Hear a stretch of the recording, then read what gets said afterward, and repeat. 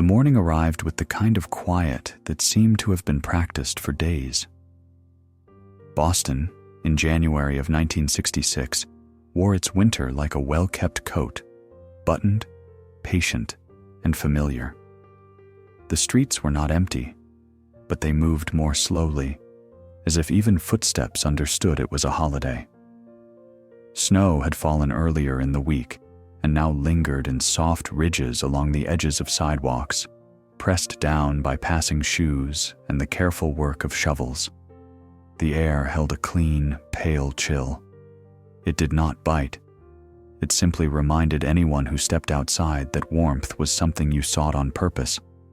Above the roofs and chimneys, the sky was a thin sheet of gray-blue, the color of paper left near a window, and the light had the gentle quality of something filtered through cotton.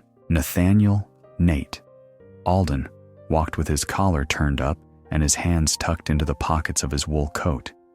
He was young enough that his face still carried an openness, and old enough to know that openness required tending. His breath rose and faded with each step, small clouds that formed and dissolved as quickly as thoughts. The city sounded different on days like this. It was not silent exactly. It simply had fewer sharp edges. A trolley bell rang somewhere far off, softened by distance. A delivery truck rumbled slowly at an intersection, as if the driver did not want to disturb the morning. From a bakery on a corner he passed, there drifted a faint scent of warm yeast and sugar, and it mixed with the cold in a way that made him think of kitchens he had known and kitchens he had only imagined. He was on his way to the Emerson Street branch, a modest library tucked between brick row houses and a narrow strip of bare trees that waited for spring with uncomplaining grace. It was not the grand library downtown, with its marble and its echoing steps. This was a neighborhood place. It belonged to people who walked there. It belonged to children who learned the ritual of returning books in time and the pleasure of borrowing them anyway. It belonged to older men who read newspapers at a certain table by a certain window, and to women who asked for cookbooks and gardening guides as if planning could summon a season into being. Nate liked the branch precisely because it felt human. It was not a monument. It was a room that offered itself. He had been thinking about the holiday as he walked. The city called it a day of observance, and people had their own ways of filling it. Some went to church, some stayed home, some treated it like a gift of time, and others treated it like a long corridor of hours that had to be crossed without losing themselves. Nate knew that a holiday could be bright for some and heavy for others. He knew it could underline the presence of family, and it could underline the absence of it. It could mean a warm living room, or it could mean a cold stoop. It could mean a table set with food, or it could mean a refrigerator that gave back only emptiness and light. The date mattered too. This particular Monday in January carried the meaning of Dr. King's Day, newly recognized and not yet worn into habit, a day that asked people to remember more than a name. The idea of it moved through the city in small conversations and in quiet decisions. Service, people said. Calm courage. Dignity as daily practice, not only as a public declaration. Nate held those words like smooth stones in his pocket. They were not slogans to him.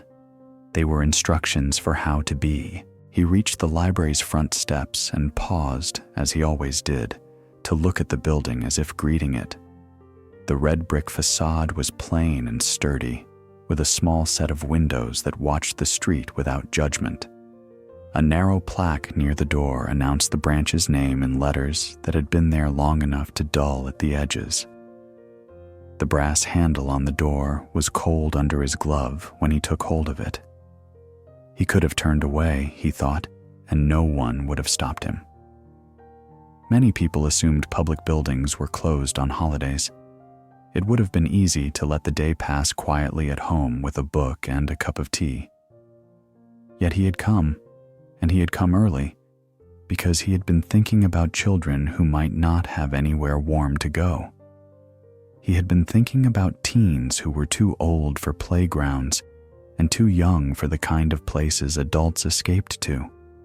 He had been thinking about how a library was not merely shelves and rules, but shelter made of light and order. The key turned with a soft resistance. The familiar moment when metal yielded and the lock gave its small, private permission. The door opened into a dim entryway that smelled faintly of paper and wood polish, and the scent felt comforting as a remembered voice. Nate stepped inside and closed the door behind him.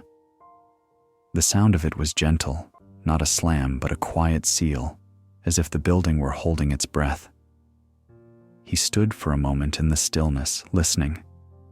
There were always tiny noises in a place like this, pipes settling, the distant tick of a clock, the hush of a draft moving through a corridor. If he listened carefully, he could almost imagine the books stirring in their sleep. He switched on the lights one bank at a time, and the library woke gradually, as though it preferred to arrive slowly rather than be startled. The first lights made long shadows stretch across the floor. The next softened them. The final row brought the reading room into full, steady life, revealing the familiar arrangement of tables and chairs, the low children's shelves near the back, the reference desk with its neat stacks of forms, the bulletin board with its thumbtacked notices. The radiators began to sigh as warmth gathered in their ribs. Nate removed his gloves and rubbed his hands together, not impatiently, but with a quiet gratitude for heat. He moved through the space with the calm, purposeful steps of someone performing a ritual. He hung his coat on the hook behind the desk, then straightened the stack of returned books waiting to be shelved. He checked the sign-in ledger out of habit, though he did not expect anyone to sign it today. He tidied the pencil cups on the children's table and set out a fresh pile of scrap paper. His movements were small and careful, not because anyone demanded perfection, but because order itself could be a kind of kindness. When the world felt chaotic, a clear table and a straight chair could soothe the mind the way a lullaby soothed the body. Near the front, he placed a simple notice on a stand. "Open today. Welcome in." The letters were plain, drawn with a steady hand. He did not add exclamation points. He did not need to. On a day like this, an open door said enough. For a moment, he stood behind the desk and looked out over the empty room. It felt like a stage before a play, but this was not a place for performance. It was a place for quiet living. The books waited in their rows, spines of muted blues and greens, worn reds, faded gold lettering. The windows held the pale morning outside, and the glass looked slightly frosted at the edges. The silence was not lonely. It was ready. Nate thought about the children who would begin to drift in, if they came at all. He imagined small hands pressed together for warmth, the quick glance around a doorway, the uncertain question of whether they belonged. He imagined a mother sending a child out with a simple instruction to stay somewhere safe for a few hours. He imagined an older sibling asked to watch a younger one and unsure how to do it. He imagined a teen walking in with anger tucked under their coat like a hidden thorn. He imagined all of it without fear. He imagined it as weather. It could be met with steadiness. He left the desk and walked to the reading room window, where the street could be seen between the bare branches. A few people passed, bundled in scarves. A boy ran a short distance, then slowed as if remembering it was cold. A woman held a paper bag close to her chest. In the distance, a church bell began to toll, low and measured, and the sound traveled through the winter air like a slow wave. Nate listened until it faded. He did not know exactly how the day would unfold. He did not need to know. He only needed to be present for it. He returned to the desk and began to shelve the returned books, one by one, letting the work settle his thoughts into order. a story about faraway deserts, a biography of a poet, a children's book with a cracked spine that had clearly been loved. Each book went back into its place like a bird returning to a familiar tree. His hands knew the shelves well. His mind, too, grew calmer with the pattern. Outside, the sky remained pale and patient. Inside, warmth gathered. The library became what it was meant to be. A quiet room kept open, a steady lamp, a small harbor made of paper and care. And as the clock moved toward the hour when the first footsteps might appear at the door, Nate felt the meaning of the day not as something loud or distant, but as something he could practice with his own hands. He could keep the door unlocked. He could keep the air warm. He could greet whoever arrived with the simple dignity of being seen. In that way, service could be calm courage. In that way, courage could be as ordinary as turning on a light. The library warmed in layers, as if it preferred to be coaxed rather than commanded. The radiators did not roar into life. They sighed and clicked, and then began their slow work, sending warmth along the edges of the rooms where cold liked to linger. Nate could feel the change in the air, little by little. At first, the chill remained in the corners, hiding beneath tables and near the baseboards, but the heat gathered steadily, like a gentle tide. The scent of the place deepened as the temperature rose, paper and wood and old cloth bindings coming forward in quiet harmony.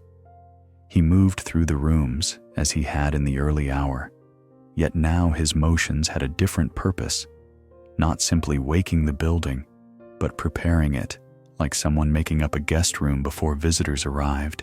He adjusted chairs so they sat with inviting angles rather than stiff lines. He did not want the reading room to feel like a classroom, where every seat implied a test.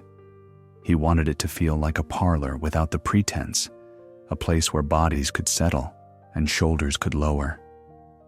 He slid one chair closer to the window, where the pale light rested softly, and he turned another slightly toward the children's shelves, as if it had been placed there for someone who liked stories more than silence. The tables were solid and scarred by years of pencils, yet the marks did not bother him. They were proof that people had been here, thinking and learning and leaving their small traces behind. He ran his hand along the edge of a tabletop and felt the smoothness where so many palms had rested, and the sensation reminded him that a library was built not only by architects, but by the accumulated patience of the people who used it. Near the entryway, he arranged a modest display for the day. Not grand and not solemn, but quietly intentional. He chose books that spoke in different registers, history that carried facts with steady weight, stories that carried feelings without demanding applause, biographies that offered the arc of a life as an invitation to consider one's own. He added a few thin volumes on service and community, books with plain covers and well-worn pages, the kind that had been opened often and returned with care. He did not pin any loud announcements to the bulletin board. Instead, he wrote a small card in his tidy script: service as calm courage, dignity as daily practice. He placed it among the books like a bookmark someone might find later. It was not meant to instruct. It was meant to accompany. When he stepped back, the display looked simple, almost modest to the point of disappearing, yet Nate liked it that way. A library taught him that the most lasting things were rarely flashy. The best sentences did not shout. They stayed. The most important offers were often quiet ones, waiting patiently to be accepted. He imagined someone, perhaps a child, perhaps a grown man with tired eyes, pausing by the table, touching a spine, feeling the invitation without feeling pressured. He wanted the books to do what books did best: stand still and be available. He checked the clock. Time moved in a steady, untroubled fashion, and the hands seemed to glide rather than jump. The holiday outside continued to hold the streets in a softer grip than usual. From where he stood, he could see the long strip of sidewalk in front of the building. A few people passed, bundled and purposeful, their faces turned slightly down as if to protect their cheeks from the wind. Now and then someone glanced at the library windows with mild surprise, as though seeing the lights on did not match what they had expected. Nate imagined them thinking, "Open? Today?" He imagined some of them continuing on, content with whatever warmth waited at home. Yet he also imagined a few returning later, drawn back by the quiet glow as moths were drawn to a porch light. Behind the desk, he gathered small, practical things, the quiet tools of hospitality. He set out a stack of blank paper and a cup of sharpened pencils, not only for children, but for anyone who felt soothed by making marks. He placed a box of tissues within easy reach, not as a portent of tears, but as a sign that human bodies were welcome in their ordinary needs. He laid a few bookmarks beside the stamp pad, each one printed with the library's hours, and a gentle reminder to return books, as if the institution itself wished to be friendly rather than stern. Then, after a brief hesitation, he found a small tin in his bag and set it beneath the counter. Peppermints, individually wrapped, nothing extravagant, just a small sweetness to offer if someone's throat felt dry from the cold. He did not advertise them. He simply kept them there, like a quiet, extra light left on in a hallway. The building had its own rhythm, and Nate listened for it as he worked. There was the faint creak of a shelf settling, the tick of the wall clock, the low breath of the radiators, the muffled sound of the city beyond the brick and glass. Together, they made a sort of gentle music, steady enough to soothe. On many days, his job required a certain watchfulness, answering questions, enforcing rules that kept the space workable, guiding people toward what they needed. Today, he felt a different kind of watchfulness. It was not about policing, it was about noticing who came in, noticing who lingered near the door, noticing whether a child looked too hungry or too tired, noticing the difference between rudeness and pain, noticing, too, his own tendency to speak when silence would be kinder. He took a slow walk through the aisles, tracing the familiar order with his eyes. The shelves were not perfectly even. Some volumes leaned, some sat forward as if eager, and some had been pushed back until only a sliver of spine showed. He adjusted a few without fuss, letting the motion be as calm as smoothing a blanket. When he reached the children's section, he crouched and straightened a row of picture books. Their covers showed bright animals and fanciful trains and houses that looked impossibly tidy. Nate liked the way children's books did not apologize for sweetness. They offered it openly, the way a warm hand offered itself to another. He imagined small fingers choosing from these shelves later, and he hoped those fingers would feel, if only for a moment, that the world held something gentle. In the corner of the children's room, there was a low table with chairs that looked like tiny versions of grown-up furniture, and beside it, a rug with a faded pattern, softened by years of sitting. Nate adjusted the chairs so they faced one another instead of lining up, because conversation was easier that way, and because loneliness had fewer places to hide when the seats were turned toward each other. He placed a simple puzzle on the table, one with large pieces and a picture of a garden. It was not a lesson. It was an invitation to focus, to fit one shape into another, to find small certainty in a world that often felt too large. Returning to the front desk, he found himself thinking again of the day's meaning and how easily meaning could become a performance. In the newspapers and on the radio, there would be speeches. There would be public declarations, earnest and necessary, meant to remind the nation of its values and its unfinished work. Nate respected that. Yet he also believed there was another channel through which meaning traveled, quieter and perhaps more reliable. It traveled through a door held open. It traveled through a chair offered without questions. It traveled through the choice to meet someone's anger with patience instead of scolding. It traveled through ordinary dignity, practiced in small repetitions until it became a habit of the heart. He made a pot of tea in the staff room, a simple black tea that smelled faintly of earth and comfort, and poured it into a plain mug. The warmth seeped into his hands. He stood for a moment by the small back window, watching the bare branches sway slightly. The world outside was cold, but it was not harsh. It was simply winter, doing what winter did. Nate sipped the tea slowly, letting it steady him. He thought of his own childhood, of days when home had been warm and days when it had not, of times when he had sought quiet, not because he was studious, but because he needed a place where no one demanded anything from him. He thought of the library he had once known as a boy, how it had felt like a sanctuary without using the word. When he returned to the front, he switched the sign on the door from closed to open. The simple act felt ceremonial, though no one was there to witness it. He unlocked the outer handle and tested it once, gently, to make sure it would turn. Then he stepped back and let the entrance stand ready, like a mouth relaxed into a welcoming shape.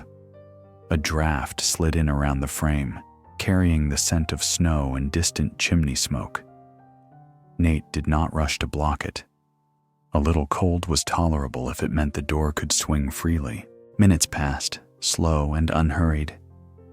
He sat at the desk with a ledger open and a pencil poised, not because he expected paperwork, but because the posture gave him calm.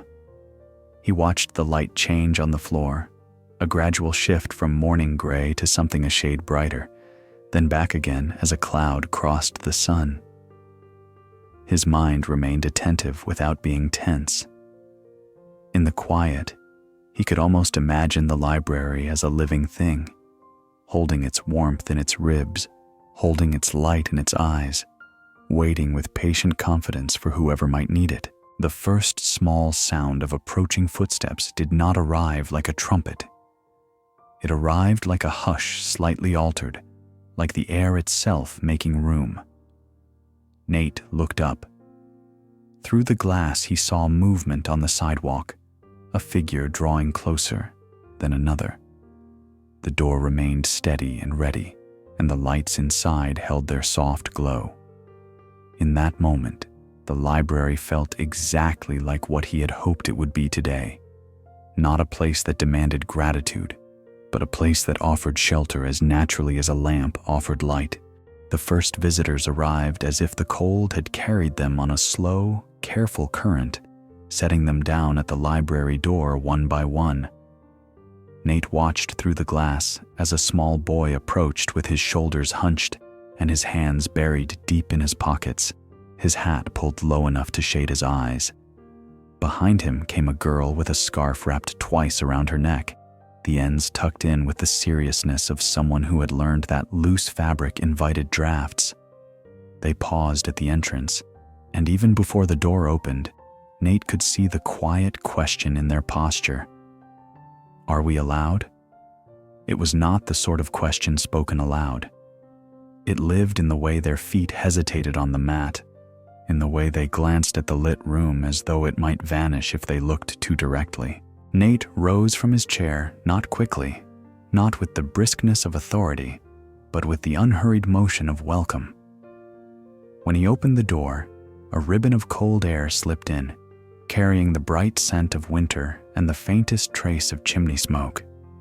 The children stepped over the threshold, and the warmth met them immediately, softening the tightness in their shoulders. Their cheeks were pink from the weather. Their eyelashes held a few tiny crystals that melted as they blinked. Nate did not ask where their parents were. He did not demand an explanation. He simply nodded and said, in an even voice, that they were welcome to come in and warm up. The boy's gaze traveled quickly across the room, chairs, tables, shelves, taking in the order as if order itself were reassurance. The girl's eyes lingered on the children's section, where the low shelves waited like friendly fences. Nate offered them choices the way one offered cups of tea, quietly, without insistence. If they wanted to read, the children's room was open. If they wanted to draw, there were pencils and paper. If they wanted to sit and rest, there were chairs near the radiators. He spoke as though all of these were ordinary options, because in his mind, they were. They drifted forward a few steps.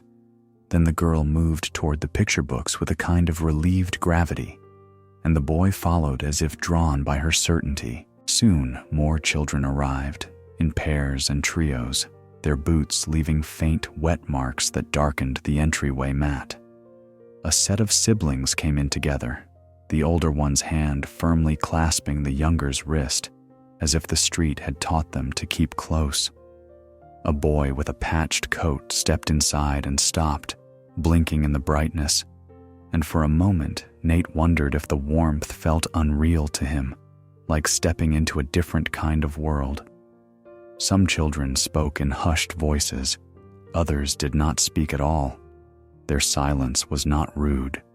It was simply the quiet of people who were used to listening for safety. The library received them without fanfare. The radiators breathed steadily. The lamps glowed with patient calm. Nate's presence behind the desk became like a shoreline. There, dependable, not reaching out too far, but offering a place to land. He watched the children spread into the space as water spreads into a shallow basin, finding corners and edges, settling where it felt right.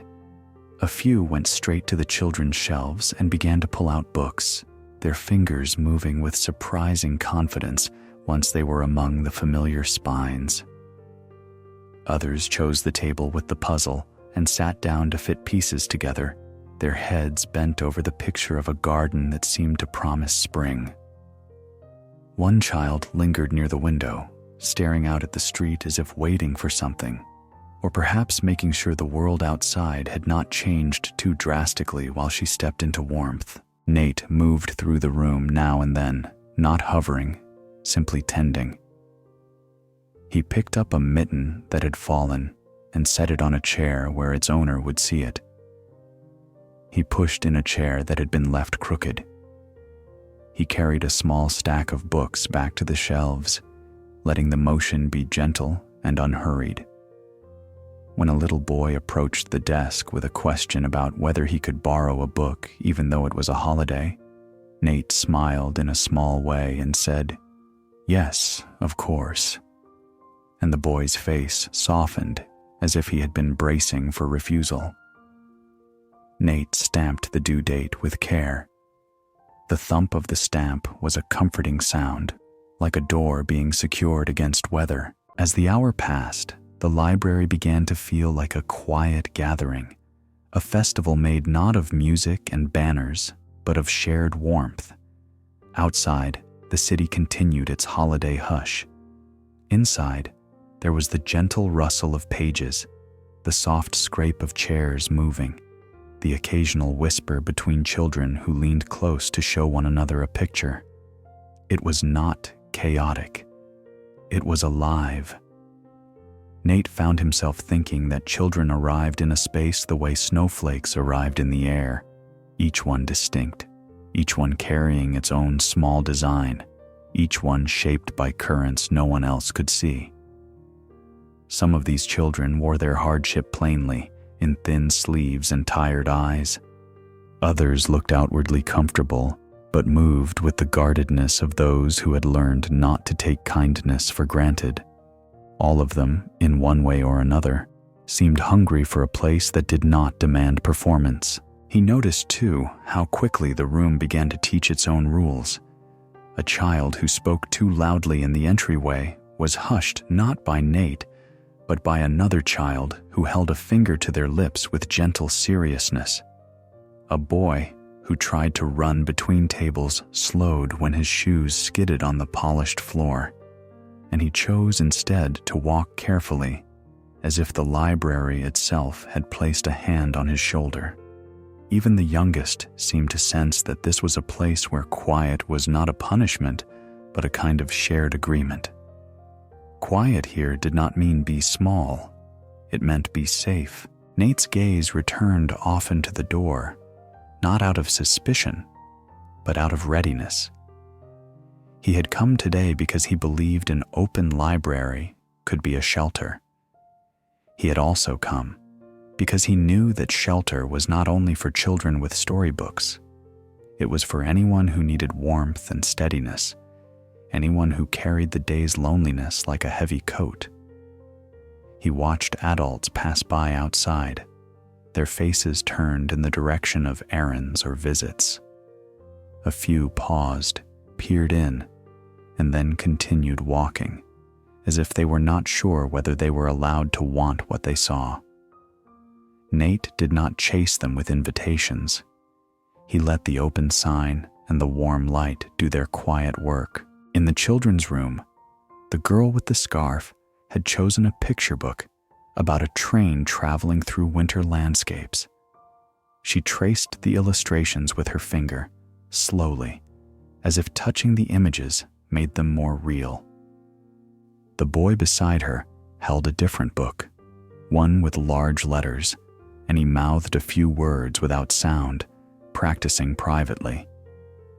Nate stood at the doorway and watched for a moment.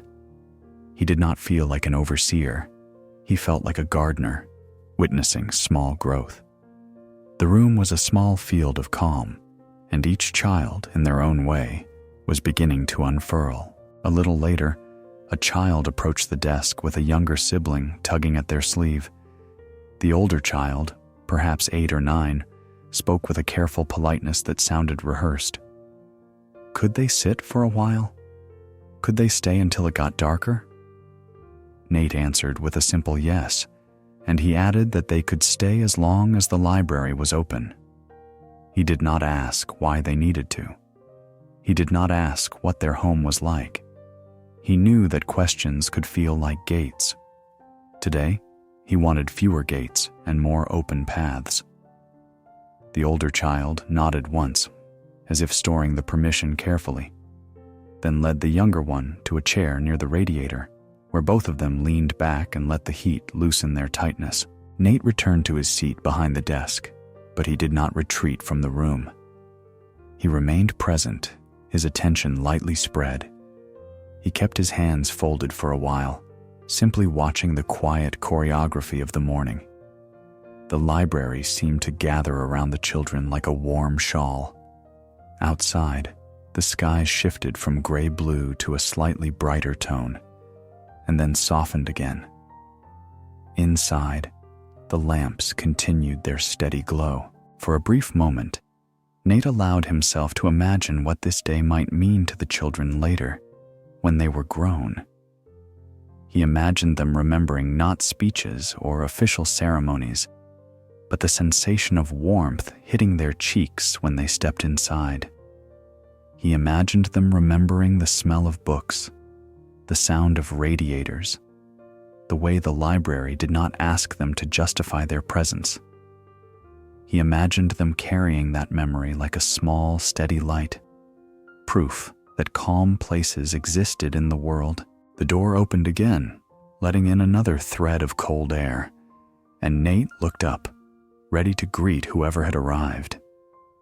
The figure in the doorway was taller than the children, their shoulders broader beneath a worn coat, their stance heavier with a different kind of weight. The newcomer paused on the threshold, not stepping in fully, as if deciding whether this warmth belonged to them at all. Nate felt the quiet shift in the room, the way even the children's whispers seemed to soften. He rose from his chair with the same steady welcome he had offered all morning, and he walked toward the entrance, prepared to make room for someone who might not yet believe there was room for them. The figure in the doorway did not step in at once. He stood with one boot on the mat and the other still outside, as if he were keeping a promise to the cold. He was older than the children scattered through the reading room, older in height and in the set of his shoulders. And yet, there was something unfinished about him, like a sentence that had been interrupted mid-thought. His coat hung open despite the weather, the fabric creased at the elbows and frayed slightly at one cuff. A knit cap sat low on his head, shadowing his eyes, and when he lifted his chin, Nate caught a glimpse of a face tightened by fatigue and anger held too long. The boy's breath came out in a rough puff, the kind of exhale that sounded like restraint. Nate approached without haste. He did not let surprise show in his expression, though he felt the quiet change in the room. Children often brought their troubles into the library like damp snow on their boots, and the library could absorb it without complaint. A teenager, however, could bring troubles that did not melt so easily. Nate had learned that the difference was not one of danger, but of pride. Younger children still believed in being helped, even if they resisted it. Teenagers sometimes believed help was a trick. They had been disappointed too many times by offers that came with conditions. "Morning," Nate said, keeping his voice gentle and even, as though it belonged to the room itself. "It's warm inside." The teen's eyes moved quickly, taking in the desk, the shelves, the children in the back, the open space where he could be seen. His jaw tightened. He did not answer at first, and the silence did not feel empty. It felt guarded.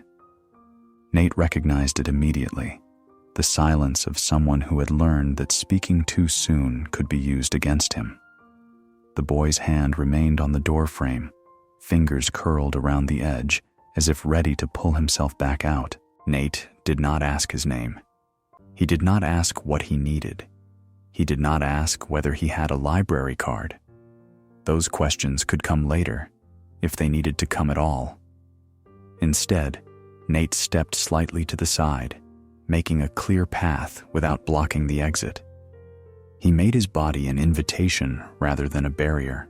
"You can come in," he said simply, "or just stand a moment. Either is fine." The teen's gaze flicked to the children's room. A small child giggled softly at something in a picture book, then immediately muffled the sound with a hand, as if remembering where they were. The sound was brief and light, but Nate saw the teen flinch as if the laugh had struck a nerve. The boy's shoulders rose, then lowered. He took a step inside, slow, as if the air itself might challenge him. The door swung closer behind him with a muted click, and the cold stayed outside, pressed against the glass like a pale hand. Nate let a few seconds pass. He watched the teen's breathing. It was shallow, quick at the top of his chest, the breath of someone who had walked hard and carried harder thoughts. The boy's eyes traveled again across the room, then settled on the open today sign, as if he were trying to understand why it existed. His lips pressed together. When he spoke, the words came out rough with tiredness. "Why are you open?" he asked, not curious so much as suspicious. Nate could have answered with policy or with the official language of holiday hours, but those words would have sounded hollow in this moment. He chose something truer and quieter. "Because it's cold," he said, "and because some people don't have many places to go on a day like this." The teen's mouth twisted as if he wanted to scoff, but the motion did not quite complete itself. He looked away, toward the coat hooks, toward the floor, toward anything that would let him avoid meeting Nate's calm gaze. The boy's hands flexed at his sides, then shoved into his pockets with a kind of angry decisiveness, as if pockets were safer than air. Nate noticed small details, the way librarians did. The boy's shoes were wet at the edges and worn thin at the toe. His knuckles were reddened from cold. There was a faint mark on his cheek, not fresh enough to be an immediate wound, but recent enough to suggest a hard week. The cap he wore had been mended once along the seam. These details did not tell a full story, but they hinted at the shape of it. Nate felt no urge to pry. He only felt the steady urge to make room. "You're welcome to sit," Nate said. "There's a chair by the radiator over there if you want, or the window." The teen's eyes narrowed. "What, you gonna watch me?" he muttered, the words sharp like a snapped twig. Nate did not react as if insulted. He had learned that anger was often just a coat thrown on quickly to cover something more tender. "No," he said. "I'll be here, like I am for everyone. You can choose your own space." The boy's shoulders eased by a fraction, though his face remained set. He walked deeper into the library with a heavy, deliberate stride that seemed to announce, "I'm not asking permission." Yet Nate could see the opposite beneath the posture. The boy was asking, silently, "Is there a place for me?" He moved past the desk, past the display table with its quiet card about service and dignity, and slowed only slightly as he passed it. His eyes flicked toward the words, then away again, as if the idea of dignity made him uncomfortable, as if it belonged to someone else. Nate returned to the desk, not abandoning the teen, but giving him distance. He watched from the corner of his eye while keeping his attention open to the children who might need help. The teen drifted toward the window and stopped near the chair Nate had mentioned, but he did not sit. He stood there, staring out at the street, as if the gray winter world held an answer he had not found indoors. His reflection faintly overlapped the outside scene, the glass turning him into a ghost hovering between warmth and cold. A few minutes passed. A child approached the desk to ask for a different book, and Nate helped, his voice low and patient. Another child asked for more paper, and Nate set a fresh stack on the table without making a fuss. The room kept its gentle rhythm. Yet the teen's presence shifted the air in subtle ways, not into fear, but into alertness. Some of the children glanced at him, then looked away quickly, as if unsure whether he was safe. He looked back once, and his expression was not threatening, only tight, as though he carried too many thoughts and did not know where to put them. Finally, the teen sat. He did it abruptly, dropping into the chair by the radiator as if surrendering to gravity. The heat rose beside him, and he held his hands out toward it for a moment, before catching himself and pulling them back, as though warmth were a luxury he did not deserve. He leaned forward with his elbows on his knees, his head lowered. From the desk, Nate could see that the boy's eyes were not closed in rest, but in a kind of bracing, like someone waiting for the next disappointment. Nate considered the familiar impulse to correct, to advise, to say something uplifting. He let that impulse pass. The day was not asking him to perform wisdom. It was asking him to practice steadiness.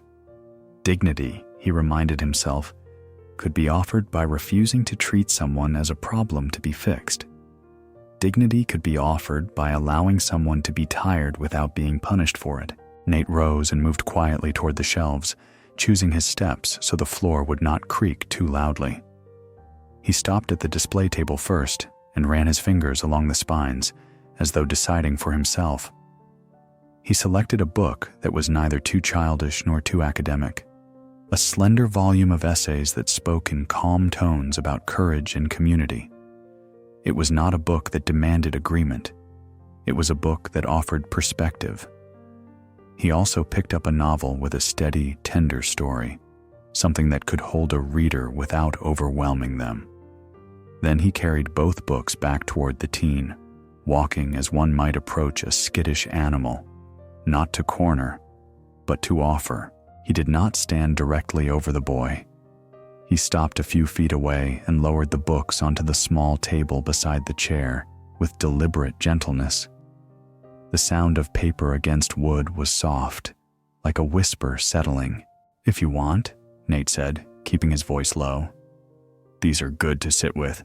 No obligation. Just options." The teen's head lifted slightly. His eyes flicked to the books, then to Nate, and there was a flash of something in his gaze. Defiance, yes, but also uncertainty. He did not reach for the books right away. His mouth opened, as if to say something sharp, then closed again. The moment stretched, quiet and tender in its own guarded way. Nate did not fill the silence. He simply nodded once, as though sealing the offer without pressure, and began to step back toward the desk. He could feel the teen watching him.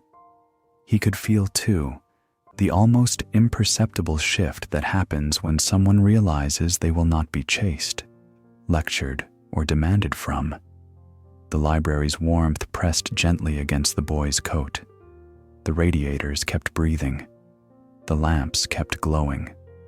The room continued its quiet holiday life. As Nate returned to his chair behind the desk, he understood that this was only the beginning.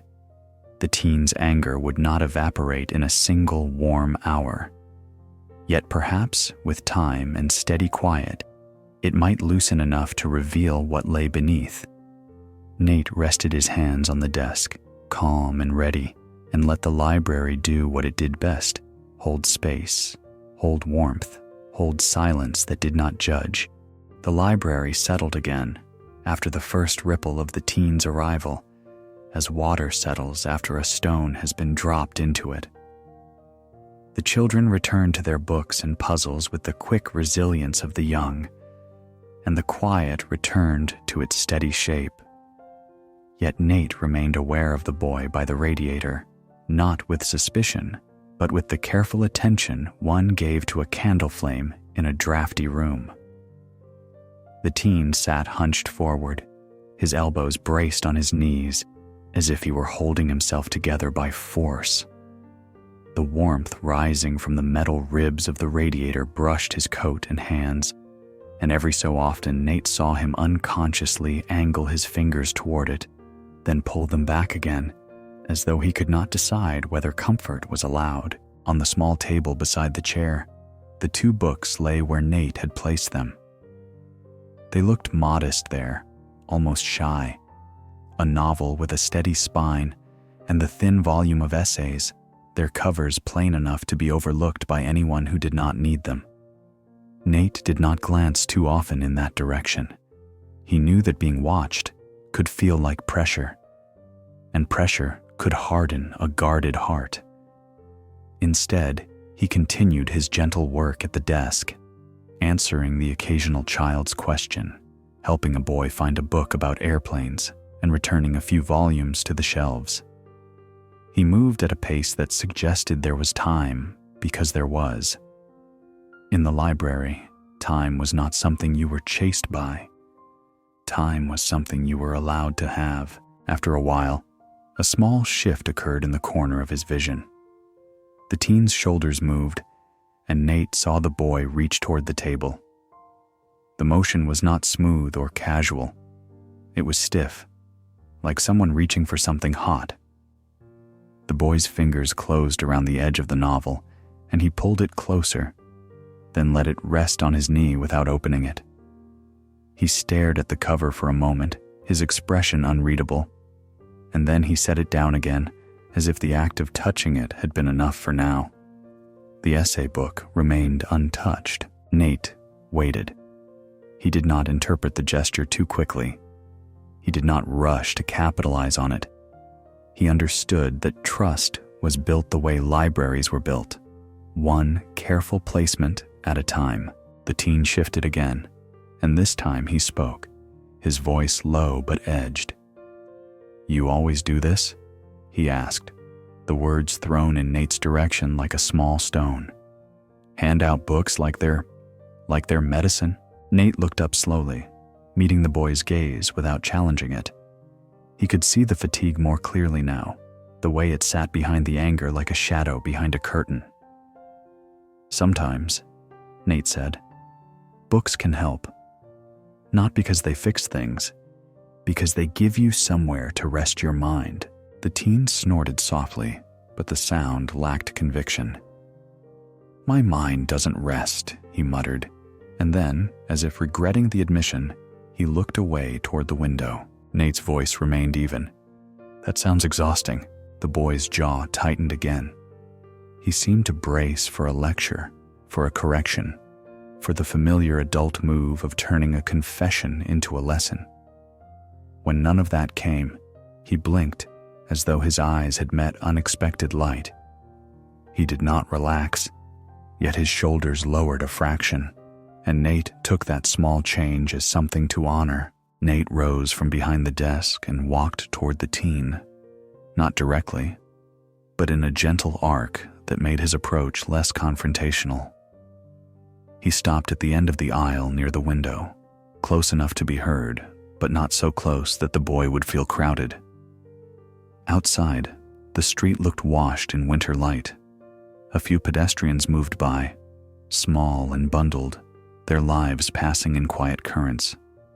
Inside, the reading room held its steady warmth. The lamps above the tables seemed to pool light in soft circles, like gentle moons set low. "I'm Nate," he said after a moment, offering his name as one offered a hand, calmly, without demand. "I work here." The teen did not answer right away. He stared out the window, then down at his hands. His fingers were long and slightly chapped, the nails bitten short. "Marlin," he said finally, the name coming out with a grudging honesty. It sounded like a door opening only as wide as necessary. Nate nodded as if the exchange were the most normal thing in the world. "All right, Marlin." Marlin's eyes flicked up, quick and suspicious again. "You gonna ask me where I'm from? Why I'm here?" Nate shook his head slightly. "Only if you want to tell me. If you don't, that's fine. You can just be here." Marlin's mouth tightened. He seemed to hold himself in a constant state of readiness, as if the world had trained him that softness was unsafe. "People always want something," he said, the words flat with certainty. Nate considered the truth in that. Many offers did come with hooks. Many kindnesses were conditional. He did not argue with Marlin's experience. Instead, he answered with a quiet distinction. "Sometimes people want something," he said.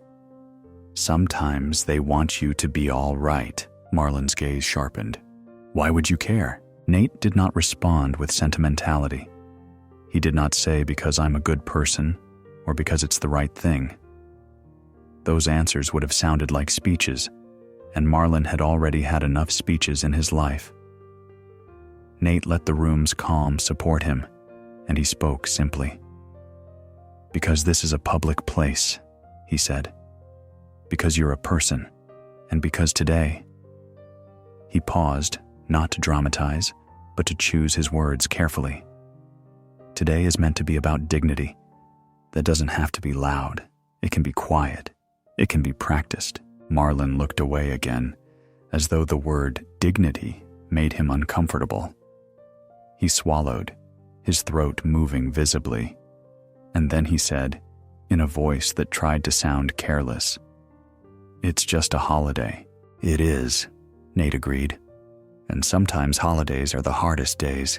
They make you notice what you don't have." Marlin's shoulders stiffened. His eyes flashed, and for a moment, Nate thought the boy might stand up and leave. Instead, Marlin stayed seated, his hands clenched in his pockets, as if gripping something invisible. "I'm not supposed to be anywhere today," he said, almost inaudibly. "Not really." Nate felt a quiet ache at that, but he kept his expression steady. He did not pity. He did not soften into sadness. Pity would have placed Marlin below him. Nate wanted the opposite. He wanted to meet Marlin on level ground. "You're supposed to be warm," Nate said. "That's a good place to start." Marlin let out a breath that sounded like a laugh, but wasn't.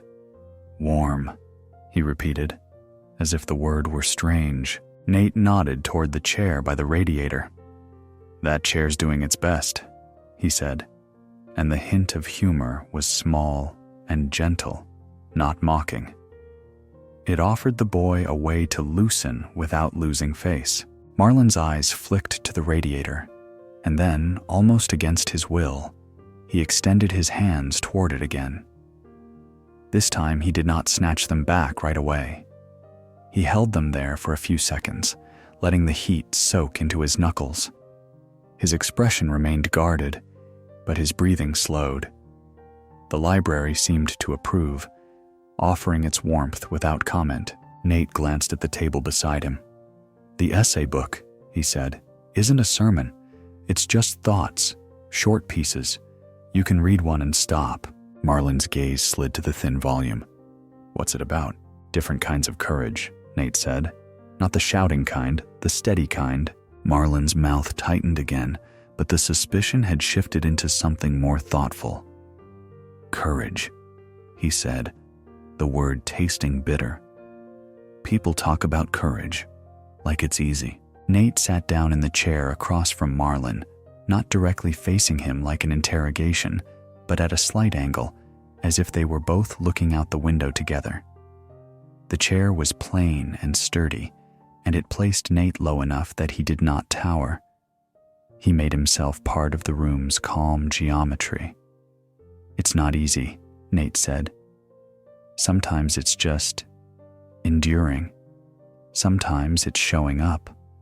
Sometimes it's keeping your voice low when you could yell." Marlin watched him closely, as if looking for a trick. "You ever yell?" Nate considered the question honestly. "I have," he said, "and I've regretted it. I'm trying to learn a steadier way." Marlin's eyes narrowed, but the narrowing held less anger now and more curiosity, as if the idea of an adult admitting imperfection did not match his expectations. He looked down at the essay book again. His fingers moved, slowly, toward it. This time he opened it, the cover lifting with a soft crackle. Pages fanned out, pale and calm. The sight of printed words seemed to settle something in the air. The boy's eyes traveled over the page without rushing. Nate did not speak for a moment. He let the quiet do its work. Around them, the library continued. A child turned a page. A pencil made a faint scratch. The radiator clicked softly as it adjusted. The world outside remained winter, gray and bright and distant. Inside, the listening chair, because that was what this little corner had become, held two people in a shared silence that was not empty. It was attentive. It was generous. After a few minutes, Marlin's lips moved as if he were reading under his breath. Then he stopped and looked up. "It says..." He hesitated, as if quoting would feel too vulnerable. "It says courage isn't like fireworks.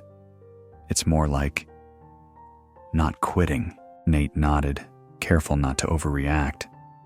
"That's a good way to put it," he said. Marlin looked back down at the page, then up again, his voice quieter now, less sharp. "Why would anyone write about that?" "Because people forget," Nate said, "and because some people need to hear it in a calm way." Marlin's fingers tightened slightly on the page edge. The anger in him had not disappeared. It still lived there, like a coal. But it was banked now, less likely to flare. The library's warmth, the steady presence of another human not demanding anything, and the simple act of reading had begun to make space inside him.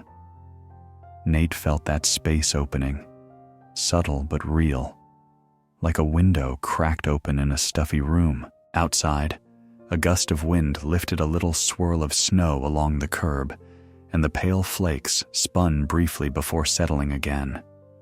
Inside, Marlin turned the page with a careful motion, as though he were handling something fragile. Nate remained beside him, not with answers prepared, but with quiet readiness. The day was still young. The library lights continued to glow, and in this small corner by the radiator, a listening chair held its steady promise. You could be tired here. You could be angry here. and you would still be treated with dignity. The minutes in the library did not hurry themselves. They pooled softly around tables and chairs, gathering in the folds of quiet conversation and the hush of turning pages. In the corner by the radiator, Marlon's posture began to change in ways so small they might have been mistaken for coincidence. The tight line of his shoulders eased by degrees, the way a knot loosens when warmth reaches it from the inside. He kept his coat on, but he no longer looked as though he might bolt from the room at any sudden sound. His eyes moved across the page with a cautious steadiness, and when he paused, it did not feel like a refusal. It felt like a mind learning how to rest its weight somewhere safe. Nate remained in the chair angled beside him, not looming, not hovering, simply present in the same calm air, letting his attention be light enough that Marlon could forget he was being watched. Nate had learned, over years of shelving books and listening to people's questions, that a library had its own kind of magic. It was not the bright, theatrical magic that demanded astonishment. It was the quieter magic of permission. The room permitted silence without awkwardness. It permitted thought without urgency. It permitted a person to be unfinished and still welcome. The children in the other rooms helped create that spell without knowing it. Their whispering, their careful footsteps, their small concentration over puzzles and drawings, all of it reinforced the sense that this was a place where no one needed to perform strength. Even the radiators seemed to join in, giving out heat with the patient reliability of something that did not ask for thanks. Marlon turned another page, then stopped with his finger resting along a line of text. He did not speak immediately, and Nate did not prompt him. Outside the window, the winter street moved in muted colors: dull brick, gray sky, a passerby's dark coat. Inside, the light from the reading room lamps was warmer, as if it carried a faint honeyed tint. The contrast made the glass look like a boundary between worlds, and for a moment Nate imagined the library as a kind of gentle harbor, its lamps like low stars meant for people who could not find their way by brighter ones. After a while, Marlon cleared his throat as if embarrassed by the sound. "This part," he said, and the words came out quieter than before, less like a challenge and more like a cautious invitation. He tapped the page once. It's saying what you said." Nate leaned slightly forward, careful not to crowd him, and let his gaze settle on the paragraph. He did not read aloud in a performative way. He read the way one read beside a sleeping child, softly, inwardly, with care. The writing was plain but thoughtful, the kind that did not try to impress. Its meaning rose from the page without fanfare. It spoke about courage that did not announce itself, courage that did not always look heroic in the moment. It suggested that steady courage could be as simple as continuing to show up, continuing to be kind, continuing to hold one's dignity when circumstances tried to steal it. It was not the courage of a single grand act, but the courage of many small choices stitched together into a life. Nate let a few seconds pass, then paraphrased gently, as though translating into simpler air. He said that the passage seemed to be pointing toward a kind of bravery that did not need an audience, the sort that could be practiced quietly, like breathing. He said it seemed to honor the person who kept going without applause, who chose patience over sharpness, who held a steady line, even when everything around them pushed for noise. He did not mention any names. He did not turn it into a sermon about the holiday. He simply offered the meaning the way one offered a warm cup, hand steady, no demand that it be finished. Marlon listened without looking at Nate. His eyes stayed on the page, and Nate could see the effort it took for him to remain in that listening posture. as if part of him still expected the words to turn into a trap. Yet the library kept holding its gentle shape. The quiet did not tighten. The warmth did not withdraw. A child in the distance laughed again, softer this time, and the sound seemed to drift through the aisles like a feather. Marlin's jaw clenched, then loosened. He swallowed. "People don't act like that," he said.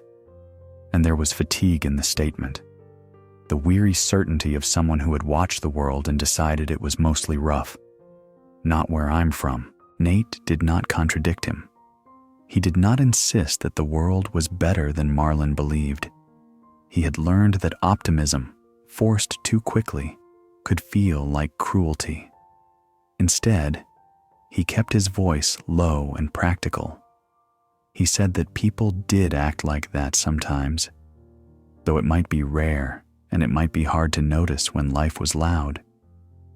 He said that the passage was not pretending it was easy.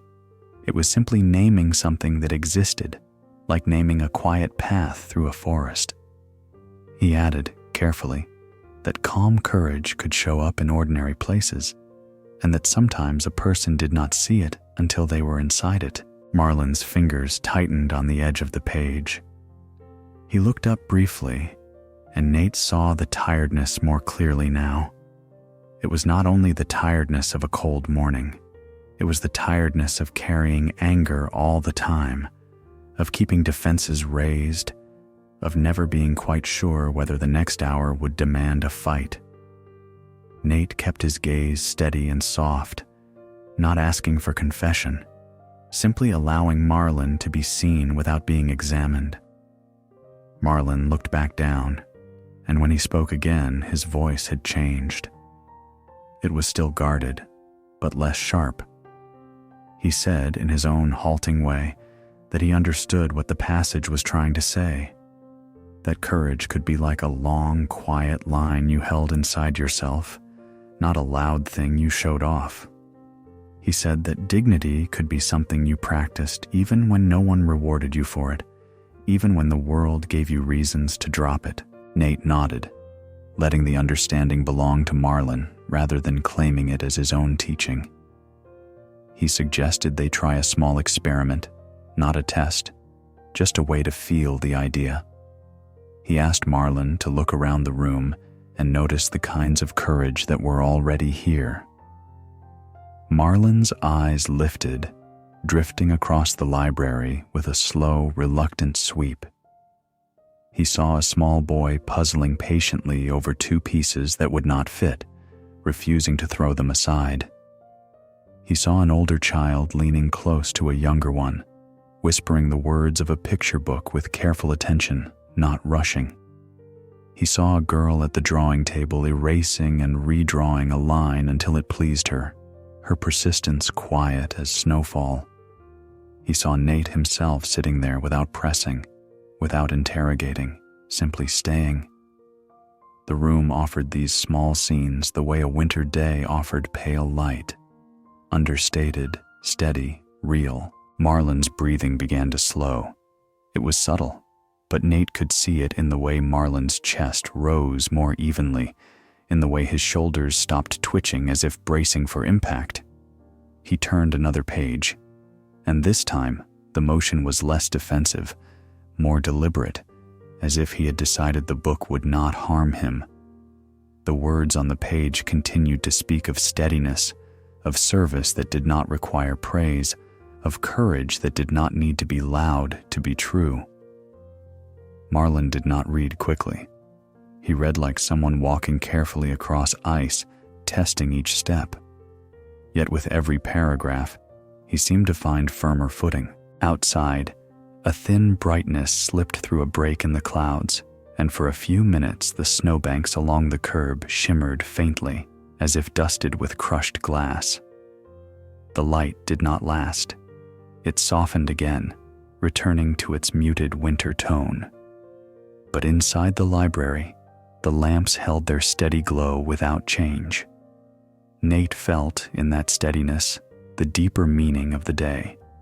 Not a demand for dramatic gestures, but a reminder that dignity could be practiced in ordinary minutes, in the choice to keep a door open, in the choice to listen, in the choice to speak calmly when sharpness would be easier. Marlon paused once more and lifted his eyes, not toward the window this time, but toward Nate. The look was brief, almost shy in its seriousness. He did not say thank you. He did not need to. The simple fact that he was still there, still reading, was its own kind of acceptance. Nate gave him a small nod, acknowledging without making it heavy, and then let his attention rest back into the shared quiet. In the warm corner by the radiator, pages turned softly, and the idea of steady courage settled into the air like gentle snow. Silent, persistent, and calm enough to be carried without strain. The quiet in the library was not a wall. It was a cushion. It held sound softly and let it settle without turning it into a spectacle.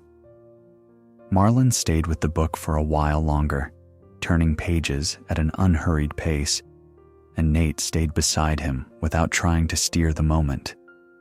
The reading room lamps continued to glow in their patient circles. The radiators kept breathing their steady heat.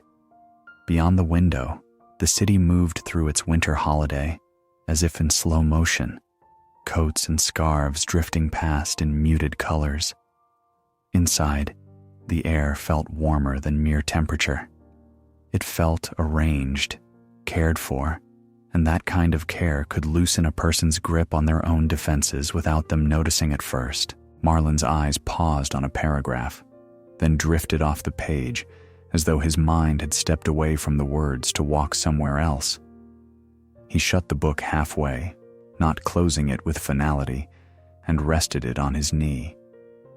The gesture looked like hesitation, but it also looked like readiness. Readiness to speak, perhaps, or readiness to admit that speech might be difficult.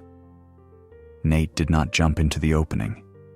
He waited with the calm patience of someone who understood that silence could be a bridge, not an absence. Around them, a child in the distance fitted two puzzle pieces together and made a small, satisfied sound, quickly swallowed back into the library's hush. A pencil scratched faintly at a table. The room went on living quietly, without demanding that Marlon be any particular way. When Marlon finally spoke, his voice was roughened by restraint, as if he had been holding it in his throat for too long. "People always act like you're supposed to. Be strong," he said, and the sentence ended with a bitter little shrug. He did not look at Nate. He stared at the carpet near his boots, where the pattern was worn smooth in the places most feet had passed. "Like you're supposed to be strong all the time." Nate let the words land without rushing to correct them. He did not say that strength could look different. He did not say that everyone struggled.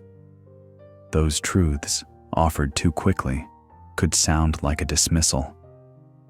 Instead, he asked something small and specific, his voice quiet enough that it did not compete with the room. "Who tells you that?" he asked. "Is it someone in particular? Or is it just the air you breathe?" Marlon's mouth tightened, but the question had been gentle enough that it did not feel like a trap. He drew in a breath, and Nate could see the effort of deciding whether to answer. "Everybody," Marlon said at last. "Teachers, guys on the street, people at home. Like if you're tired, that's your fault. If you're mad, that's your fault too. If you're anything at all, it's your fault." Nate nodded once, slowly, as if acknowledging the weight of each word. He did not interrupt. He did not ask for more than Marlon had offered. He simply let the truth be heard. "That's a heavy way to live," he said. Marlon huffed out a breath that might have been a laugh in a different life. "It's just how it is," he murmured. But the phrase sounded less like certainty than like exhaustion trying to pass for certainty. He glanced up toward the window, then back down again, and his hands tightened around the half-closed book. "I'm tired," he added, quieter, as if admitting it cost him something. "I'm tired all the time." Nate did not tell him to get more sleep. He did not tell him to go home and rest. He did not assume Marlon had a home that was restful. Instead, he asked another small, steady question. "Is the tiredness mostly in your body?" he said. "Or mostly in your head?" Marlon frowned as if the distinction were unfamiliar. He considered it, and in that consideration, there was a hint of a different kind of thinking, less defensive, more honest. "Both," he said finally. "My legs get tired from walking. My head gets tired from everything else." Nate let that answer sit between them. He could hear in it the truth of long days and longer worries. "What helps even a little?" he asked. "Not the big fixes, just the small things. What helps you get through an hour?" Marlon's eyes narrowed as if searching for the right reply, and for a moment Nate thought he might say, "Nothing." Yet Marlon did not. He stared at the radiator, at the steady heat rising from it, and his shoulders dropped a fraction. "Being warm helps," he said, the admission reluctant but real. "Not having people in my face helps. And I don't know. Sometimes music. Sometimes just sitting somewhere." Nate nodded. "Those are good answers," he said, not praising, simply naming. Warmth, space, a place to sit. Marlon's gaze flicked toward the children's room, where a small boy was leaning over a picture book with a seriousness that made him look older than his years. "Why are there so many kids here?" Marlon asked. And now the edge in his voice had changed. It was still sharp, but less hostile, more bewildered. "It's a holiday," Nate answered with the quiet honesty the question deserved. "Some of them don't have school," he said. "Some of them don't have a warm place to stay all day. Sometimes a library can be the safest room that's open." Marlon swallowed. He looked down at the book again, and his thumb rubbed slowly along the edge of the cover as though feeling the texture helped him think. "Is that what this is?" he said. "A safe room?" Nate paused, careful not to make a grand claim. "I try to make it one," he said. "It doesn't mean life outside stops being hard. It just means that while you're here, you can breathe a little easier." Marlon's jaw clenched, and the anger returned for a moment, flashing up like a match. "It's a stupid day," he muttered. "Everybody acting like they care, like they're gonna do something. Then tomorrow it's the same." Nate did not argue. He did not tell Marlon to be grateful for a holiday. He understood too well how easily public meaning could feel like a mask to someone whose private life did not change. He asked another question instead, one that made room without demanding allegiance. "When you say it's the same," he said softly, "what's the hardest part of the same?" Marlon's throat worked. He seemed to struggle with whether to answer at all. Then, in a voice that sounded scraped thin, he said, "That people look at you like you're already trouble." He stopped, and the pause felt heavy. Like you're not allowed to be tired, not allowed to be sad, not allowed to be anything. If you're quiet, they think you're planning something. If you're loud, they think you're proving something. Either way, they're looking for a reason. Nate listened without flinching. He knew the truth of it, even if he had not lived it in the same way. He felt a quiet shame at the ways institutions could turn suspicion into habit. He also knew that shame, if performed, could burden Marlon further. So he kept his response steady and simple. "That's not fair," he said. "And it's not right." Marlon's eyes snapped up, sharp as a question. "You don't even know me!" "I know enough," Nate replied. "I know you're a person who's cold and tired and carrying more than you should have to carry. and I know you deserve to be treated with respect while you're carrying it." The words were plain. They were not poetry, yet the plainness mattered. It did not ask Marlon to agree with the philosophy. It simply offered him a fact about his own worth. Marlon stared at Nate for a long moment, as if waiting for the hidden condition. When none appeared, his gaze shifted away again, but the tension in his face had changed. It was still guarded, yet not as rigid. He looked like someone who had been braced for a blow and found, instead, a steady hand holding the door open. Nate took another careful step into honesty, but not so far that it crowded. "I can't promise the world changes overnight," he said, "but I can promise that in this room today, you don't have to prove anything. You can sit, you can read, you can be quiet, you can be angry as long as you're not hurting anyone. And if you want to talk, I'll listen." Marlon's fingers tightened on the book again. He stared at the floor, and when he spoke, his voice was smaller, not weak, but unguarded in a way that sounded unfamiliar to him. "I don't want to be angry all the time," he said. The words came out quickly, as if he wanted to get them over with. I don't know what else to be." Nate let the confession settle. He did not rush to fill it with advice. He asked one more question, gentle and concrete, as though placing a stepping stone in a stream. "What were you like when you were little?" he asked, "before the anger got so big. What did you like?" Marlon blinked, startled by the direction of the question. His mouth opened, then closed. For a moment, he looked almost younger, as if the hardened edges had loosened enough to reveal the boy underneath. "I used to draw," he said after a while, the answer emerging slowly. "Cars, buildings, stuff I saw. I was good at it." He said the last sentence as though it surprised him to remember. Nate nodded toward the desk, where paper and pencils waited quietly, not as an assignment, but as an option. "If you ever feel like drawing again," he said, "you can. No one will bother you." Marlon glanced toward the pencils, then back to the book on his knee. The choice sat there between them like a small doorway. He did not step through it yet, but he looked at it, and looking was a beginning. Around them, the library's gentle life continued. Children turned pages. Warmth rose. Light held steady. The day outside remained winter and holiday, gray sky and muted streets. But inside this corner by the radiator, small questions and gentle answers began to build something quiet and durable. Not a solution, not a speech, but a thread of steadiness that Marlon could hold for a little while, and perhaps carry with him when he left. "Continue writing the next part.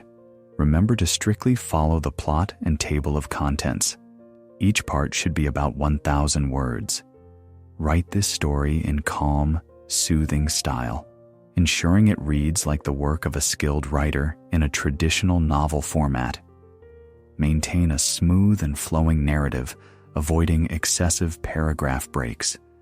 Express ideas in well-structured paragraphs, each containing multiple related descriptive sentences. Use detailed descriptions and seamless transitions to connect ideas effectively.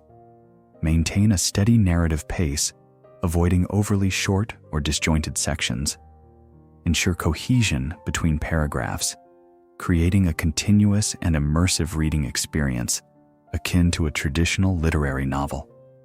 Maintain fluency and smoothness throughout.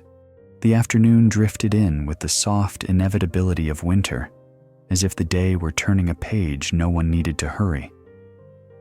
The library remained quietly full, not crowded, but pleasantly inhabited, like a house with several rooms where each person had found the corner that suited them best. The children's section carried the gentlest energy, small bodies leaning close to bright illustrations, feet swinging beneath chairs, whispers traded like secrets that were not dangerous, only precious. In the main reading room, the light had begun to change. It did not grow dark yet, but it took on a deeper tone, as if the air were steeping slowly into evening. Nate noticed the shift the way he noticed everything in this place, not with worry, but with care. Marlin remained by the radiator, the thin book of essays resting open on his knee. He had not become cheerful. He had not transformed into someone easy. Yet something in him had softened, as though the library's steady quiet had given his anger a place to sit down for a while. He looked less like a storm braced on the horizon, and more like a tired traveler warming his hands at a hearth. His gaze moved through the room now and then, not with suspicion, but with a cautious curiosity, as if he were learning what this kind of space required. Nate did not crowd that learning with commentary. He let it happen in the same calm way the radiators produced warmth. Without announcement, near the children's tables, a small girl sat hunched over a worksheet, her pencil held in a fist that looked too tight for comfort. Her name, Nate knew from past visits, was Lila Hart. She was 8, perhaps 9, with careful braids and a habit of pressing her lips together when she concentrated, as if she believed her thoughts might escape if she opened her mouth. She had been in the library earlier with another child, and now she sat alone at the low table, a piece of paper spread before her like a small battlefield. Nate could see her eraser crumbs gathering in nervous little drifts. He could see the way her shoulders crept upward as minutes passed and the problem remained stubbornly unsolved. Lila's pencil moved, then stopped. She stared hard at the page. She wrote something, scratched it out, and wrote again. Her eyes blinked more rapidly, and Nate recognized the signs of a quiet frustration tipping toward shame. For children, shame could arrive quickly, like a sudden drop in temperature. It could make their small hands clumsy. It could make their voices vanish. Nate watched her for a moment, weighing what to do. His instinct was to go to her, kneel beside her, and guide her gently through the steps. He was capable of that. He had done it many times. Yet he also remembered what the day had been teaching him, and what Marlin had said about being treated as trouble, about being expected to carry strength like a burden. Nate understood that dignity was not only something you offered to the person who was struggling, it could also be offered to the person who could help. He glanced toward Marlin. The boy's eyes were on Lila already, though he seemed unaware of it. His gaze had followed the small tightening of her shoulders, the way a watcher's eye followed movement. There was something in Marlin's face, an almost involuntary recognition, as if he knew that hunched posture, that silence, that feeling of being stuck while everyone else seemed to glide forward. He looked down quickly at his book again, as though embarrassed to have noticed. Nate did not call attention to it. He simply stood up from his chair, smoothed the front of his sweater in a small habitual gesture, and walked toward the children's table at a pace that did not suggest urgency or rescue. When Nate reached Lila, he did not take the paper. He did not say, "Let me see," in a way that implied her work was inadequate. He leaned slightly, keeping his voice low so it did not become a performance for the room. "That looks like a stubborn one," he said gently. Lila's eyes flicked up, wide and bright with the effort of not crying.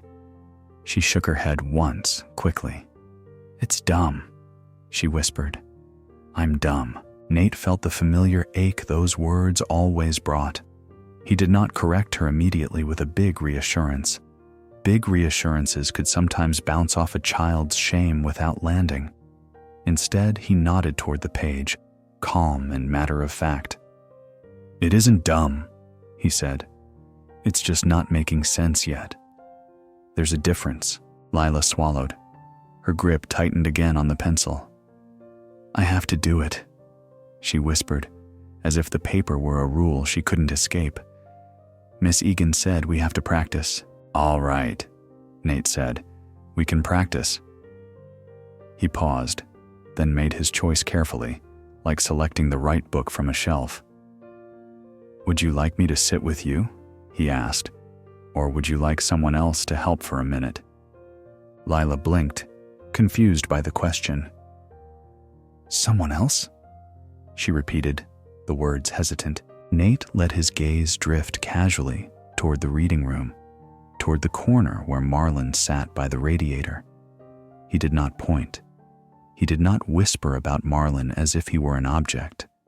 He simply included him in the world, the way the library included everyone. There's someone here who's good at thinking about things in a different way, Nate said softly. Sometimes it helps to hear it from someone who's not your teacher and not me. Lila followed his glance, and her eyes landed on Marlon. Immediately, her posture changed.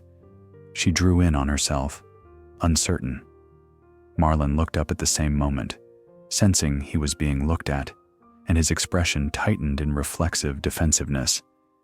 The air seemed to pause for a beat. Nate held that pause gently, refusing to let it harden into awkwardness. He turned slightly, not toward Marlon as a command, but as an invitation given room to be refused.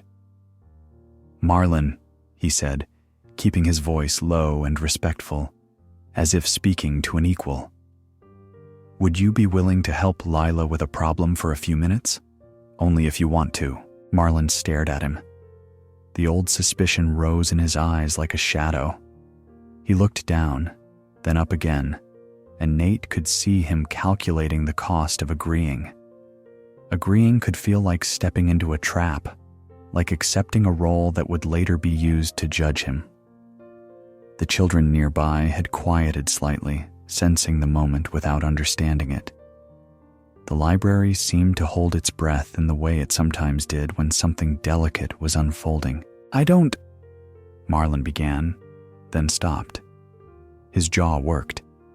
He glanced at Lila, who sat still as a small statue, her eyes fixed on her paper as though she could disappear into it. Something in Marlon's expression shifted, almost imperceptibly, as if he recognized that she was not watching him like an adult watched him. She was not expecting trouble. She was expecting either help or embarrassment, and she did not want either one too loudly. Marlon's shoulders dropped a fraction. What kind of problem? He asked, his voice rough but quieter than before. Nate's tone remained calm. Math, he said. Just a few steps. She's stuck. I thought you might have a way of explaining it that feels easier. Marlon looked at Nate again, and in that look there was a question. Why are you trusting me with this? Nate did not answer with words. He answered by staying steady, by not flinching, by not making a show of generosity. He gave Marlon the dignity of being asked, not assigned. After a moment, Marlon stood. The motion was hesitant at first, then more certain, as if his body had decided to cooperate even while his mind resisted. He walked toward the children's table with a heavy, careful stride. He did not swagger. He did not slump. He simply moved, and the movement itself looked like effort to be seen, effort to be decent, effort not to ruin something fragile. Nate stepped back slightly, giving them space. He stayed near enough to be present, but not near enough to hover. Marlon stopped beside Lila's chair and looked down at the paper. What's it say? He asked. Lila's voice was so quiet it nearly vanished. I'm supposed to do the borrowing, she whispered, and she pointed with the pencil to a subtraction problem that had several digits, the kind that required patience and a sense of sequence. Her eyes stayed on the page as if she feared meeting Marlon's gaze would invite judgment. Marlon stared at the numbers. For a moment, his face went blank, not because he did not understand, but because he was searching for a way to approach it. Nate watched the small concentration gather in Marlon's posture, the way his shoulders angled forward, the way his hands came out of his pockets and hovered over the table as though reluctant to touch anything. He looked like someone holding a delicate object without knowing he was capable of gentleness. "Okay," Marlon said slowly, and his voice had lost some of its edge. "It's like this. You're taking away, right?" He pointed to the top number, then the bottom, careful not to jab the pencil like a weapon. "But when the top part's smaller, you gotta borrow from the next one. It's not cheating. It's just moving." Lila's head lifted a fraction. "Moving?" she whispered, and the question held a tiny thread of hope. "Yeah," Marlon said, and he sat down in the small chair beside her, his knees awkwardly folded because the furniture was made for smaller bodies. The sight would have been almost funny if it had not been so tender. Like you've got 10 in your pocket over here, and you're sharing it. He tapped the column lightly. "You're not making more. You're just..." He paused, searching for a word that felt true. "You're just rearranging so it works." Lila watched his hand, her shoulders loosened by a fraction. The pencil in her fist relaxed, sliding into a more normal grip. Nate felt something settle in the room, a quiet easing, as if the library itself approved of the small shift from shame to understanding. He did not interrupt. He did not praise Marlon too quickly. He simply moved a few steps away, returning to the desk with the unhurried stride of someone tending a fire that was burning well. Behind him, Marlon's voice continued in low, steady phrases, explaining the steps with patience that surprised even him. Lila began to write again, slowly, her eraser resting unused. The chain of kindness had begun its first link, not loud, not announced, but real, like warmth moving through a cold room, one calm breath at a time. Marlon's voice stayed low as he worked with Lila, and the low tone seemed to change the shape of the moment. It made the tutoring feel like something private and safe rather than something performed. He pointed to the numbers with careful patience, his finger moving more slowly than his usual restless energy would have suggested. When Lila hesitated, he did not sigh or snap. He waited. The waiting itself was a kind of kindness, a quiet declaration that she was not a burden, not an inconvenience, not a problem to be rushed through. Nate watched from behind the desk, his attention light but steady, and he felt the room settle into a deeper calm, as if the library had recognized this small act and leaned in gently to support it. Lila's pencil scratched across the page, her brow furrowed. She erased once, then tried again. Marlon leaned closer, not to take over, but to see what she was seeing.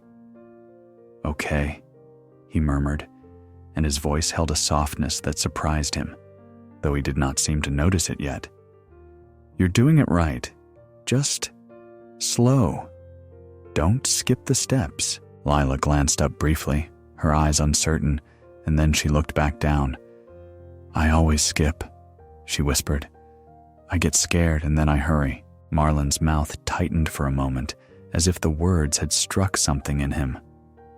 The phrase sounded like a child's confession, but it also sounded like a description of how fear worked in general, how it made people rush and stumble and then blame themselves for the stumbling. He did not comment on that. He did not turn it into a lecture. He simply nodded as though he understood. "Yeah," he said, quiet as a page turning. "Hurrying messes it up, but you can do it without hurrying. Watch." He showed her again, taking one column at a time, treating each step as if it deserved respect. "Here," he said, tapping lightly. "This is the borrowing part. You're just moving one from here to here, like you're lending it." He paused and gave the concept a gentler shape. "Like you're sharing." The word sharing made Lila's shoulders loosen. It made the numbers feel less like a harsh rule and more like something that could be handled. She leaned closer to the page, her braid falling forward. "So, it's not wrong?" she asked. "It's not wrong," Marlon said, and the certainty in his tone was calm rather than stern. "It's how it works." Lila tried again. This time her pencil moved with more confidence, and when she reached the answer, she paused as though afraid to believe it. Marlon looked at her work, checked the steps, and then nodded once. "That's it," he said. The relief that crossed Lila's face was small, but unmistakable. She did not cheer. She did not fling her arms around. Her joy was quieter than that, as if she had learned that loud excitement could invite attention she did not want. She simply exhaled, a long breath that seemed to empty tension from her chest, and a tiny smile appeared at the corner of her mouth. It was a private smile, meant more for herself than for anyone else. Yet it altered the room subtly. The way a single candle changes a dark corner, Nate felt his own chest ease. He did not allow himself the indulgence of triumph. He knew moments like this were delicate, and triumph could turn them into a story about the helper rather than the helped. Still, he could not miss what was happening. Marlon, who had entered the library as a clenched fist, was now holding a pencil and explaining a simple problem with patience. Lila, who had been close to tears, was now sitting upright, her grip on the pencil relaxed, her mind no longer trapped in shame. The transformation was not dramatic. That was what made it true. It was the kind of change that happened in silence, in small increments, the way winter light shifted across a floor. Lila looked at Marlon as if seeing him more clearly now, not as a threatening older boy, but as a person who had helped her. "How do you know that?" she asked, still whispering. Marlon shrugged, a familiar gesture, but it lacked its earlier aggression. "I just do," he said. Then, after a pause that sounded like honesty gathering courage, he added, "I used to be good at math, when I actually tried." Lila's eyes widened slightly. "You're big," she said, the observation both obvious and earnest. "Do you go to high school?" Marlon's jaw tightened at the question, not because it was rude, but because it touched something complicated. Nate watched closely. It would have been easy for Marlon to snap, to retreat into sarcasm, to protect himself with sharpness. But Marlon looked at Lila's face, open, curious, unguarded in a way only children could manage, and his expression softened. "Yeah," he said after a moment, "I'm supposed to." Lila accepted the answer without pushing. She returned her gaze to the worksheet. "There's another one," she whispered, pointing to the next problem as if asking permission. Can you do one more with me?" Marlon leaned back slightly, and for a moment, Nate saw the old fatigue flash across his face, the exhaustion of someone who was not used to giving rather than defending. Then Marlon nodded. "Okay," he said, and the word did not sound like resignation. It sounded like choice. As they worked on the second problem, the library around them continued its quiet rhythm. Children turned pages. A chair shifted softly. The radiators clicked and sighed. Nate stamped a book at the desk, the sound muted and reassuring. He moved through his tasks without hovering over the pair at the children's table. Yet he remained attentive in the way a gardener remained attentive to a young plant. Present, protective, without smothering. He understood that Marlon needed space to feel that this act belonged to him, not to Nate's expectations. If Nate stepped in too often, the tutoring would become a performance for adult approval. If Nate stayed back, it could become something truer, a moment of dignity practiced. Marlon continued to explain, and his explanations grew clearer as he spoke, as if teaching was teaching him too. He found metaphors that made sense to Lila: sharing, lending, moving, simple images that turned numbers into something less intimidating. Lila listened with a seriousness that made her seem older than her years. She nodded slowly at each step, as if committing not only the method, but the feeling of success to memory. When she made a mistake, Marlon did not scold. He said, "Try again," in a voice that implied mistakes were part of the process, not proof of failure. That voice, steady and unembarrassed by patience, was the very kind of courage he had read about earlier. Not loud, not flashy, but persistent. When the second problem was complete, Lila's smile returned, slightly wider this time. She set her pencil down carefully, as if it deserved respect for helping her. Then she looked at Marlon, and the gratitude in her face was so plain it could not be mistaken. She did not have the words for it yet. She had only the look. "Thank you," she whispered finally, the phrase small but sincere. Marlon shifted in his tiny chair, suddenly uncomfortable, as if gratitude were a warm light shining too directly on him. He looked away toward the shelves. "It's nothing," he muttered, the habitual dismissal rising automatically. "It's not nothing," Lila said, still whispering. She sounded surprised by her own certainty. "I was stuck, and now I'm not." The simple statement landed in the air between them with gentle weight. Marlon's jaw worked again. He did not know how to accept praise. He did not know how to be seen as helpful without fearing the visibility. Yet he did not snap. He did not flee. He sat there and absorbed the moment as best he could. And in that absorption, there was growth. Nate looked down at the ledger on his desk, though his eyes did not really see it. He felt the meaning of the day moving through the room in quiet currents. Service as calm courage, dignity as daily practice. This was it, he thought. Not a speech, not a ceremony. A teen who had arrived angry and tired, choosing for a few minutes to be patient with a younger child. A younger child receiving that patience and carrying it back into her own small sense of worth. The chain of kindness did not clang like a metal link. It moved softly, like fabric being stitched, one thread joining another. Lila gathered her worksheet and stood, tucking it into a thin folder. She hesitated, then did something even quieter than thanks. She pushed her chair in carefully, aligning it with the table, as if she wanted to leave the space orderly in return for the order it had given her. Marlon watched her do it, and then, almost without thinking, he pushed in his own chair too, though his knees had made it awkward. The act was small and nearly invisible, yet Nate saw it and understood.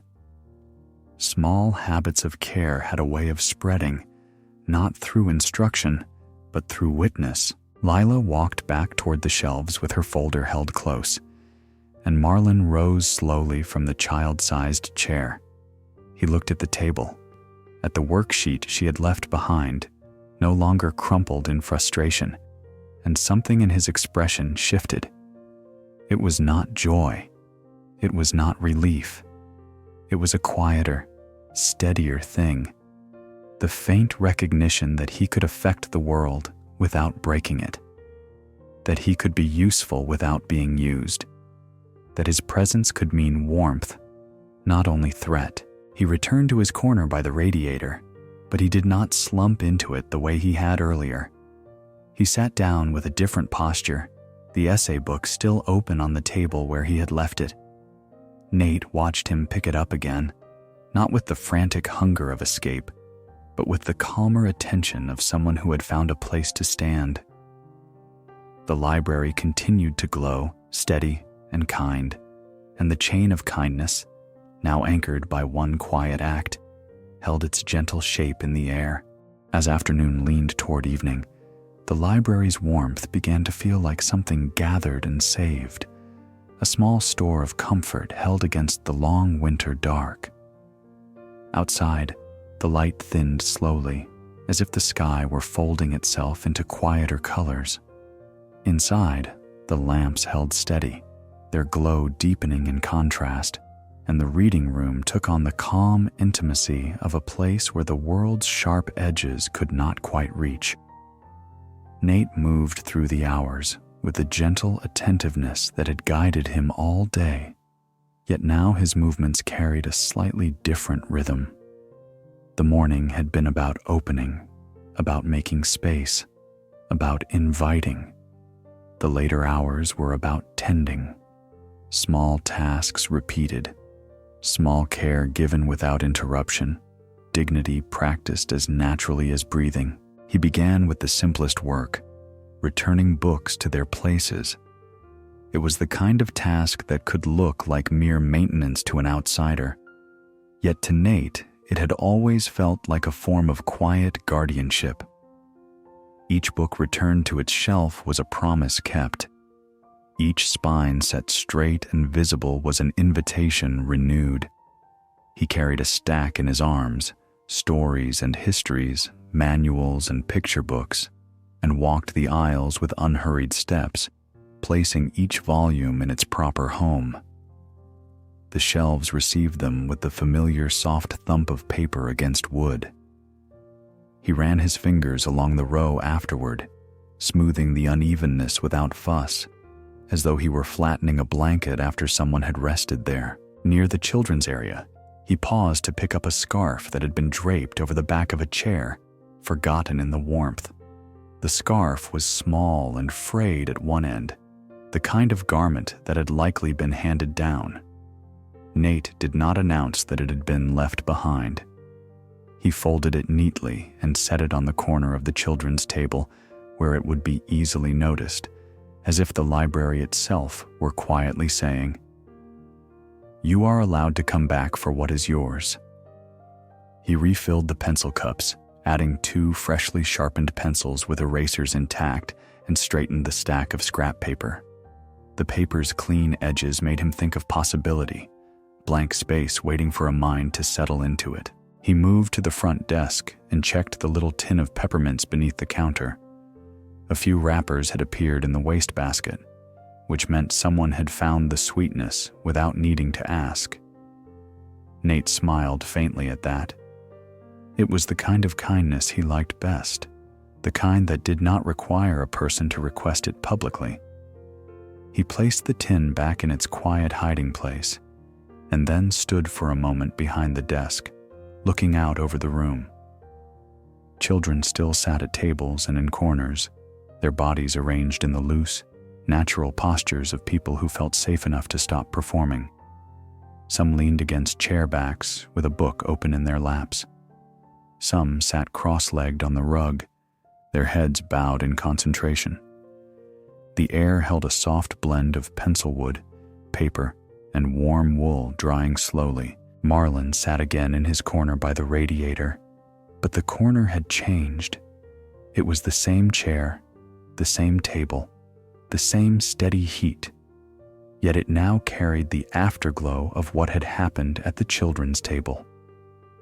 Marlin's coat was still on, his cap still low, but he no longer looked like someone ready to fight the room. His hands rested more openly now. He turned pages more calmly.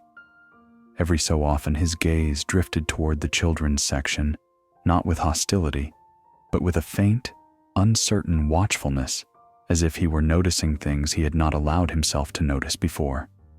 Nate saw him glance at the chair Lila had pushed in carefully, still aligned with the table, and he saw a flicker of thought cross Marlin's face, as if the neatness made sense to him in a way he hadn't expected. Dignity Nate thought, was often made of such small motions.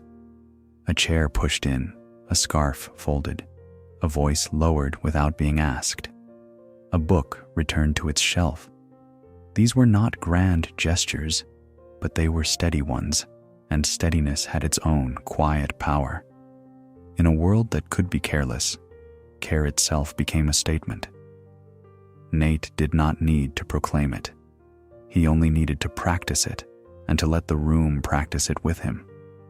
He walked toward the children's area again, not because there was trouble, but because his role was to be present. As he passed the display table near the entryway, he noticed a few of the books had been moved slightly, spines turned as curious hands had explored. He straightened them gently, then paused to read the small card again. Service as calm courage, dignity as daily practice. The words looked almost plain enough to be overlooked, yet in the days unfolding, they had become real, anchored not by rhetoric, but by lived moments. A child reading quietly, a teen helping with math, a librarian keeping the door open and the lights on. Near the drawing table, a boy was hunched over a piece of paper, tongue slightly out in concentration, sketching what looked like a row of buildings. His lines were careful and surprising in their steadiness. Nate recognized that kind of focus, the way it pulled a child inward, away from worry and into creation. He did not interrupt. He simply placed another sheet of paper within reach and moved on. The boy did not look up, but his shoulders eased as if he had sensed, without seeing, that someone had provided what he needed. A little farther away, Lila sat with her folder open again, copying her completed problems neatly onto a fresh page. The act looked like pride turned into careful work. She did not glance toward Marlon, but Nate noticed that she seemed calmer now, her mouth no longer pinched, her pencil moving in smooth strokes. The tutoring had not only helped her math, it had loosened something inside her that had been tied too tightly. Nate felt grateful for that, and he felt grateful too, for the way Marlon had given it without being asked to be anyone's hero. He had simply been patient. In a world that often demanded hardness, patience was a kind of bravery. Nate returned to the desk and began to tidy the day's small accumulations. A stack of returned books, a few stray papers, a chair that had drifted out of place. Each movement was quiet, and the quiet felt intentional, like a lullaby woven from routine. He noticed how the children had begun to imitate the room's rhythm more fully as the day went on. Earlier, some had entered with a restless edge, energy sharpened by cold and uncertainty.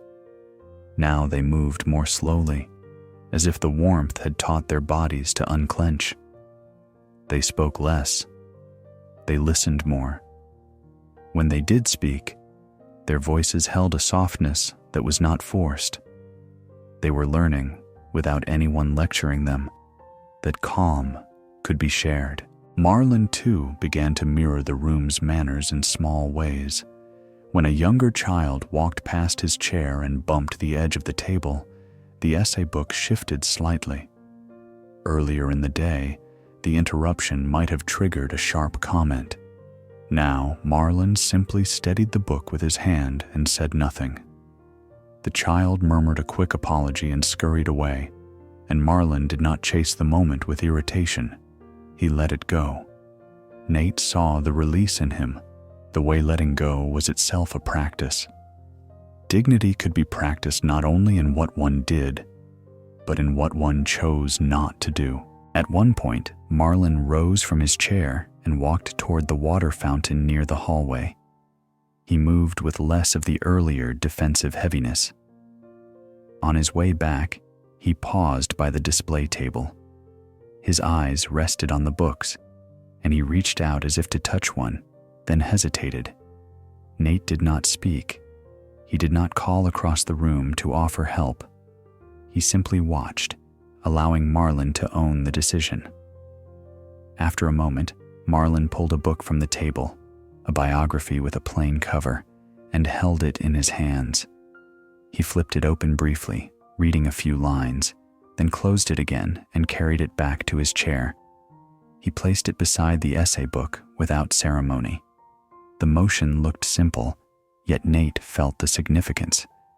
Marlon was choosing to take something in, not just warmth, not just rest, but words and lives and ideas. He was letting himself be accompanied by a story rather than haunted by his own anger alone. The afternoon continued to soften. Outside, the sky darkened gradually, and the library windows became mirrors, reflecting the warm interior back onto itself. Lamps lit faces with a gentle glow.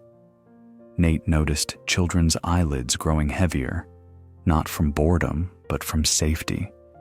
The way a body could finally relax when it believed it would not be startled. He saw a small boy resting his cheek against a book as though it were a pillow, and he quietly guided him to sit up, offering a calm smile rather than a reprimand. The boy complied without protest and returned to looking at pictures with slow, dreamy attention. Nate felt the day's meaning settling deeper into him. Service as calm courage, dignity as daily practice. It was not a concept hovering above the room. It was in the room. It was in the warmth, the order, the patience, the quiet respect granted to every person who entered.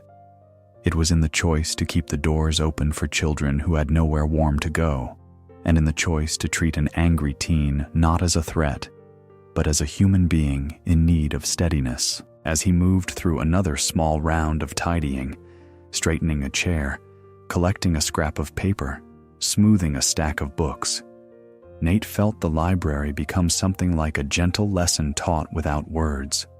The room taught that care could be ordinary, that calm could be contagious, that kindness could travel in a chain from one person to another, not through dramatic acts, but through small, repeated practices. The day was slipping toward evening, and soon the library would close. But the practices made here, the quiet habits of dignity, could be carried out like a book borrowed, taken into the cold with a promise to return and borrow again. Evening in January arrived early, not as a sudden drop, but as a slow dimming, like a lamp turned down with careful fingers. The sky beyond the library windows deepened from gray-blue to slate, and then toward a dark that held hints of violet at the edges. Outside, street lamps began to glow one by one along Emerson Street. Their light reflected faintly in patches of old snow. Inside the library, the lamps held steady, and as the world outside darkened, the reading room seemed to brighten by contrast. Warm light pooled on tabletops. It glowed on the spines of books. It softened faces and made the corners of the room feel less like corners and more like sheltered alcoves. Nate noticed the change in the air that always came with evening.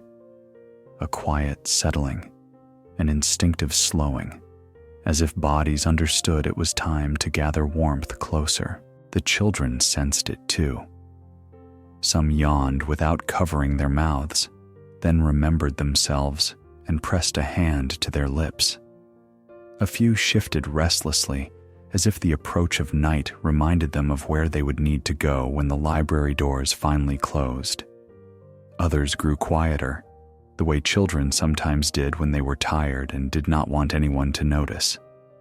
Nate moved through the room with gentle attentiveness, watching for the small signs that a child might need help, not in the grand sense, but in the simple sense of being reminded that they were still safe. He straightened a stack of books on a table and spoke softly to a boy who had been reading in the same chair for hours, asking if he wanted a different book, a different seat, a glass of water. The boy shook his head without looking up, and Nate let him be. Near the children's area, Lila sat with her folder closed now, her work completed and held close as if it were something precious. She traced the edge of the folder with her finger in a slow, thoughtful motion, and Nate could see in her posture a quiet pride that had replaced earlier shame. She looked up occasionally, not with worry, but with a steady, calmer gaze, as if the library's warmth had seeped into her sense of herself. When another child bumped her chair lightly while passing, she did not flinch. She simply adjusted her seat and continued sitting, a small sign that her body was learning to relax. Marlon remained in his corner by the radiator, and the corner now felt less like a place to hide and more like a place to rest. The essay book lay open beside him, and the biography he had picked up from the display table sat nearby, its cover turned slightly upward, as if it wanted to be noticed. Marlon's posture had changed through the day in a gradual way, and now, in the warm evening light, he looked less like someone braced for impact and more like someone listening for the first time in a long while. He watched the children quietly, his gaze moving through the room in slow arcs. He did not stare in a way that made anyone uncomfortable. He looked as if he were learning the room's language, the subtle rules of calm, the quiet agreements that made safety possible. Nate found himself thinking of stars, not the distant, sharp ones that lived beyond the city's glow, but the gentle stars a child might draw. Soft circles in a dark sky meant less for astronomy than for comfort. The library lights, scattered across the ceiling and perched on tables, felt like those kinds of stars. They were low enough to sit beneath. They did not demand anyone lift their chin too far.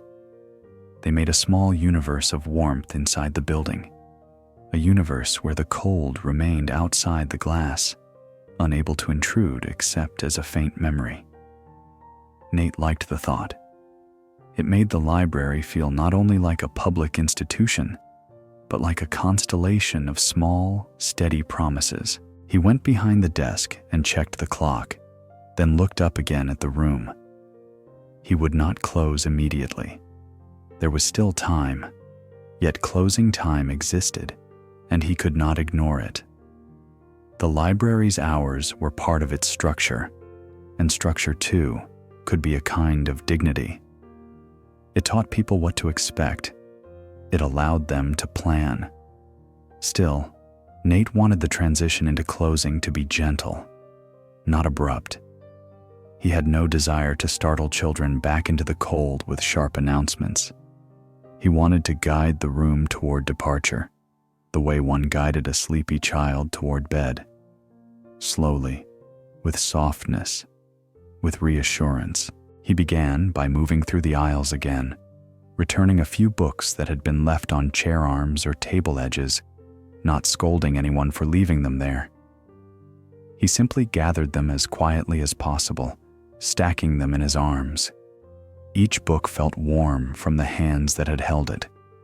He could feel the faint imprint of body heat through the covers, and it reminded him that reading was not only mental, it was physical. It was a kind of holding. He placed the books back onto shelves with care, aligning them gently so they stood straight. When he finished, he ran his fingertips along the spines, a small gesture of neatness that felt soothing to him, as though he were smoothing wrinkles from a sheet. At the children's table, the garden puzzle lay nearly complete. Only a few pieces remained in a small cluster near the edge. Nate noticed a boy and girl sitting side by side, their heads bent close, whispering softly about which piece might fit next. The whispering sounded like leaves brushing, delicate and steady. Nate did not interrupt. He did not tell them it was almost time to go. He let them finish their small task, because completion was its own comfort, and comfort mattered. When he returned to the front, he saw Marlon looking toward the ceiling lights, his gaze lifted higher than it had been earlier. The glow reflected faintly in the window glass near him, making it look as though there were lights beyond the room as well, floating in the dark like distant lanterns. Marlon's face held a stillness that Nate had not seen when the boy arrived. His eyes were tired, yes, but they were not as tight. He looked for a moment, like someone who had found a pause in the long strain of his life. Nate did not speak immediately. He let Marlon have the quiet. A child approached the desk to return a book, holding it carefully with 2 hands. Nate took it and stamped it back in with a soft thump, then offered the child a bookmark. The child accepted it as if it were a small gift, then turned and walked away, shoulders relaxed. Another child asked if the library would be open tomorrow. Nate answered with gentle clarity, giving the hours, explaining that school would be back, but the library would still be there in the afternoons. The child nodded, comforted by the idea of continuity. In uncertain lives, continuity could feel like a handrail. Gradually, coats began to appear. Children pulled them on with slow reluctance, as if the fabric itself reminded them of cold. Some shared hats, passing them back and forth. A pair of siblings bundled their scarves with practiced motions, the older one looping the cloth around the younger's neck with quiet competence. Nate watched without interfering, though his chest tightened at the thought of children stepping back into winter darkness. He reminded himself that he could not change everything. He could only keep the door open while he could, and he could ensure that leaving did not feel like being pushed out. As if in response to the movement, Marlon closed his essay book and set it on the table. He picked up the biography and held it in his hands, thumb resting on the edge of the pages. He looked toward Nate, and his gaze carried a question without words. Nate approached slowly, already understanding. "You can borrow it," Nate said softly, before Marlon had to ask. "If you want." Marlon hesitated. "I don't got a card," he muttered, the old defensive tone flickering briefly, as if he feared being turned away on a technicality. Nate shook his head. "We can do it anyway," he said. "We can set up a card another day if you decide you want one. For now, you can take the book." Marlon stared at him. The simple permission seemed to land in him with a quiet weight. He nodded once, sharply, as if gratitude was too vulnerable to show. Nate guided him to the desk and checked the book out in a simple way, writing Marlon's name on a temporary slip. He did not ask for an address. He did not demand proof. He trusted the act of borrowing as its own beginning. He handed the book back to Marlon and included a bookmark without comment. Marlon took it and held it close to his chest for a moment, before slipping it into his coat. The motion was protective, almost tender, as though the book were a small, warm thing that needed guarding. He glanced up again toward the lights, and Nate saw the way the glow softened the sharp lines of his face.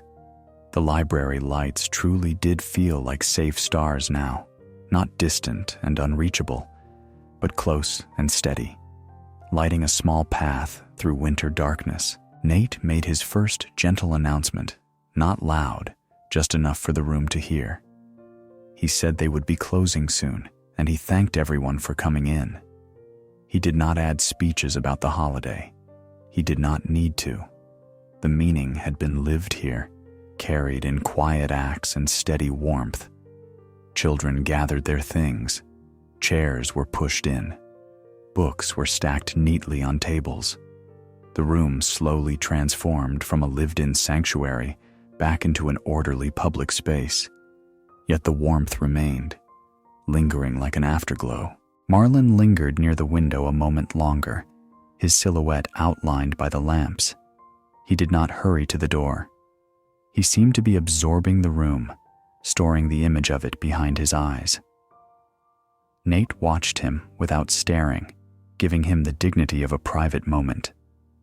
Outside, the dark had fully arrived, and the cold waited. Inside, the lights held firm, and in their steady glow, the library felt like a constellation made for tired souls. Safe stars arranged low enough that anyone, even a boy who had arrived angry and exhausted, could sit beneath them and feel, if only briefly, that the world had room for quiet kindness. Closing time came the way night came in winter. Steadily, without drama, as if the world were simply following a familiar rhythm. Nate moved through the library with quiet purpose, not hurrying anyone, only guiding the room toward its gentle ending. The children filtered toward the front in small groups, coats buttoned, scarves adjusted, hats tugged down over ears. Some were sleepy in the warm way that comes from safety. Others were alert again, as if the prospect of stepping back into the cold sharpened their senses. Nate spoke in a low voice as each child approached the desk to return a pencil or a piece of paper, or simply to look at him as if confirming he was real. He thanked them softly, as though their presence had been a gift rather than a burden. He reminded them that the library would be open again, that books would still be here, that warmth could be found again. He did not make promises beyond what he could keep, yet what he could keep mattered. The room gradually emptied. The puzzle on the children's table sat completed at last, the picture of a garden bright against the dimming day, as if spring had been assembled carefully and laid out for someone to see. Nate smiled at it briefly, then left it there, not dismantling it right away. Some small triumphs deserved to remain visible for a while. He gathered a few forgotten scraps of paper and tucked them into the recycling bin. He straightened chairs, aligning them with the tables not out of obsession, but out of respect, as though order were a final act of hospitality offered to the room itself. The air held the soft scent of damp wool and paper warmed by hands, and as the last children stepped out, a brief draft slipped in and then was shut out again, the door closing with a muted click that sounded almost tender. Marlon remained longer than most. He stood near the window for a while, his book tucked inside his coat, his shoulders still broad beneath the worn fabric, yet less rigid than before. The lamps overhead cast a soft glow on his face, and in that light, the harshness of his earlier anger seemed like a memory rather than a present force. He watched the children leave, one by one, and Nate wondered what he was thinking. Perhaps he was measuring the moment against other days that had ended less gently. Perhaps he was simply letting the warmth last as long as it could. Nate did not ask. He understood now that the best gift he could offer Marlon was not a final lecture or a neat conclusion. It was the dignity of being allowed to carry his own thoughts in silence. When the last child had gone, Nate walked toward the front, switching off the lamps in the farthest corners first, leaving the main lights on so the room did not fall abruptly into darkness. The gradual dimming felt like a slow exhale. He checked the children's section one last time, making sure no one had stayed behind unnoticed, and he paused by the table where Lila had worked. A few faint pencil marks remained on the surface, small traces of effort and progress. Nate ran his hand across the tabletop, smoothing the invisible dust of eraser crumbs, and the motion felt like closing a book with care. He returned to the desk and found Marlon still there, near the entrance now, as if he had drifted closer to the door without quite committing to leaving. The boy's gaze moved to the "Open Today" sign, which Nate had not yet taken down. In the quieter light, it looked almost like a small lantern itself, an announcement not of policy, but of intention. Marlon's jaw worked as if he were deciding whether to speak. When he finally did, his voice was lower than Nate had heard it all day, stripped of sharpness by fatigue and something else. Something like reluctant trust. "You're gonna do this again?" Marlon asked. "Next year or whatever?" Nate considered the question carefully. He could have answered with certainty he could not guarantee. He could have said yes as a comforting story. But dignity, he believed, included truth. "I'll try," he said. "I can't control every schedule and every decision, but I can choose what I do when I'm here, and I can choose to keep making this place welcoming." Marlon nodded slowly, as if storing the answer. He looked down at his hands, then back up. I didn't think I'd stay," he said, and his voice sounded almost surprised by the confession. "I came in 'cause it was cold. That's it." "And you stayed," Nate said, not as praise but as a simple observation. Marlon's shoulders lifted in a small shrug, then fell. "Yeah." He hesitated, then added, "The kid, the math, she was..." He stopped, the sentence unfinished, and Nate felt a quiet tenderness in the unfinishedness. Marlon did not have an easy language for gentleness. He did not need one. The day had given him another language. Actions, patience. The simple choice to sit beside a smaller person and explain without scorn. "She worked hard," Nate said softly, offering a bridge. Marlon nodded again. "She did." He shifted his weight, and the motion looked like a person preparing to step back into weather. "You really think that stuff?" he asked suddenly, and the question carried a new kind of vulnerability. "That thing about courage being quiet?" Nate did not reach for the essay book. He did not quote. He did not make the idea more elaborate than it needed to be. He answered plainly. "I do," he said. "I think courage shows up in a lot of ways people don't notice. Sometimes it's steady. Sometimes it's just deciding not to get worse." Marlon's mouth tightened, and for a moment, Nate thought the boy might push back. Instead, Marlon looked away toward the dark street beyond the glass. "It's hard," he said, and the words sounded like a truth he had been carrying alone for too long. "It is," Nate agreed, "and you don't have to do it all at once." Marlon turned his head slightly, as if the phrase "all at once" had loosened something in him. He reached into his coat and adjusted the book, making sure it was secure. The gesture was careful. It looked like he was making certain he would not lose what he had been given. He glanced up at Nate again, and this time his eyes did not flash with suspicion. They looked tired, yes, but clearer. "I'll bring it back," he said, and the statement carried more than a promise about a library book. It carried a hint of return, a hint that he might come back to this room, to these lights, to this quiet. "I'll be glad to see you," Nate said. They stood for a brief moment in the entryway, the warmth behind them and the cold waiting ahead. Nate could feel the day's meaning settling into the quiet between them. Not speeches, not crowds, not the noise of public declaration. Instead, a door opened, a listening chair, a passage read softly, paraphrased and understood. A small tutoring session that became a link in a chain of kindness. Dignity practiced in small acts, straightening a book, lowering a voice, offering trust without demanding proof. The holiday's purpose seemed to hover in the air like the faint scent of tea, gentle and lingering. Nate reached for the door and opened it, letting the night air slip in.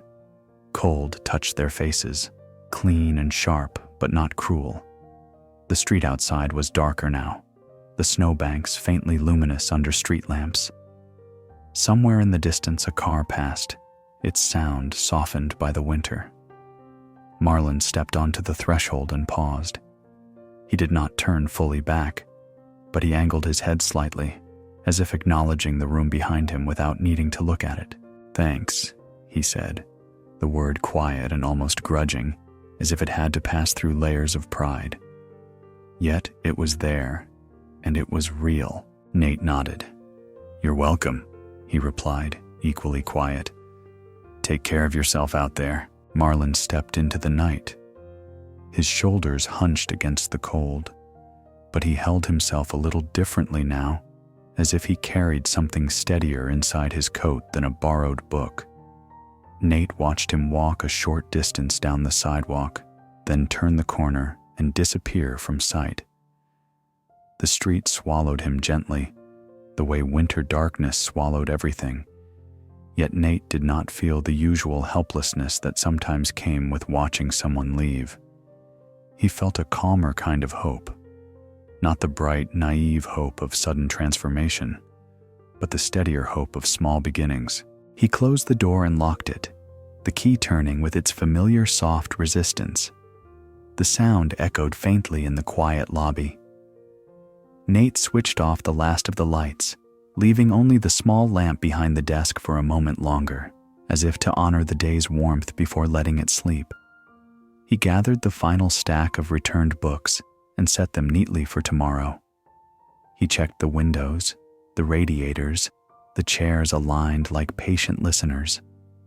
The library was quiet again, but not empty. It held the day like a book held between covers, the story of small courage and simple dignity preserved in its walls. When he finally turned off the desk lamp, the room fell into a soft darkness, and the darkness did not feel frightening. It felt restful. Nate stood a moment in the hush, breathing in the faint scent of paper and warmth, letting gratitude settle in him without needing words. Then he put on his coat, stepped out into the winter night, and closed the door behind him, carrying the day's meaning in the simplest way possible, quietly, steadily, without speeches. May the memory of warm lights and gentle pages follow you into your own night. May your thoughts soften like snow settling on a silent street. And may sleep come to you calmly, steadily, and deep, like a kind hand resting over your heart.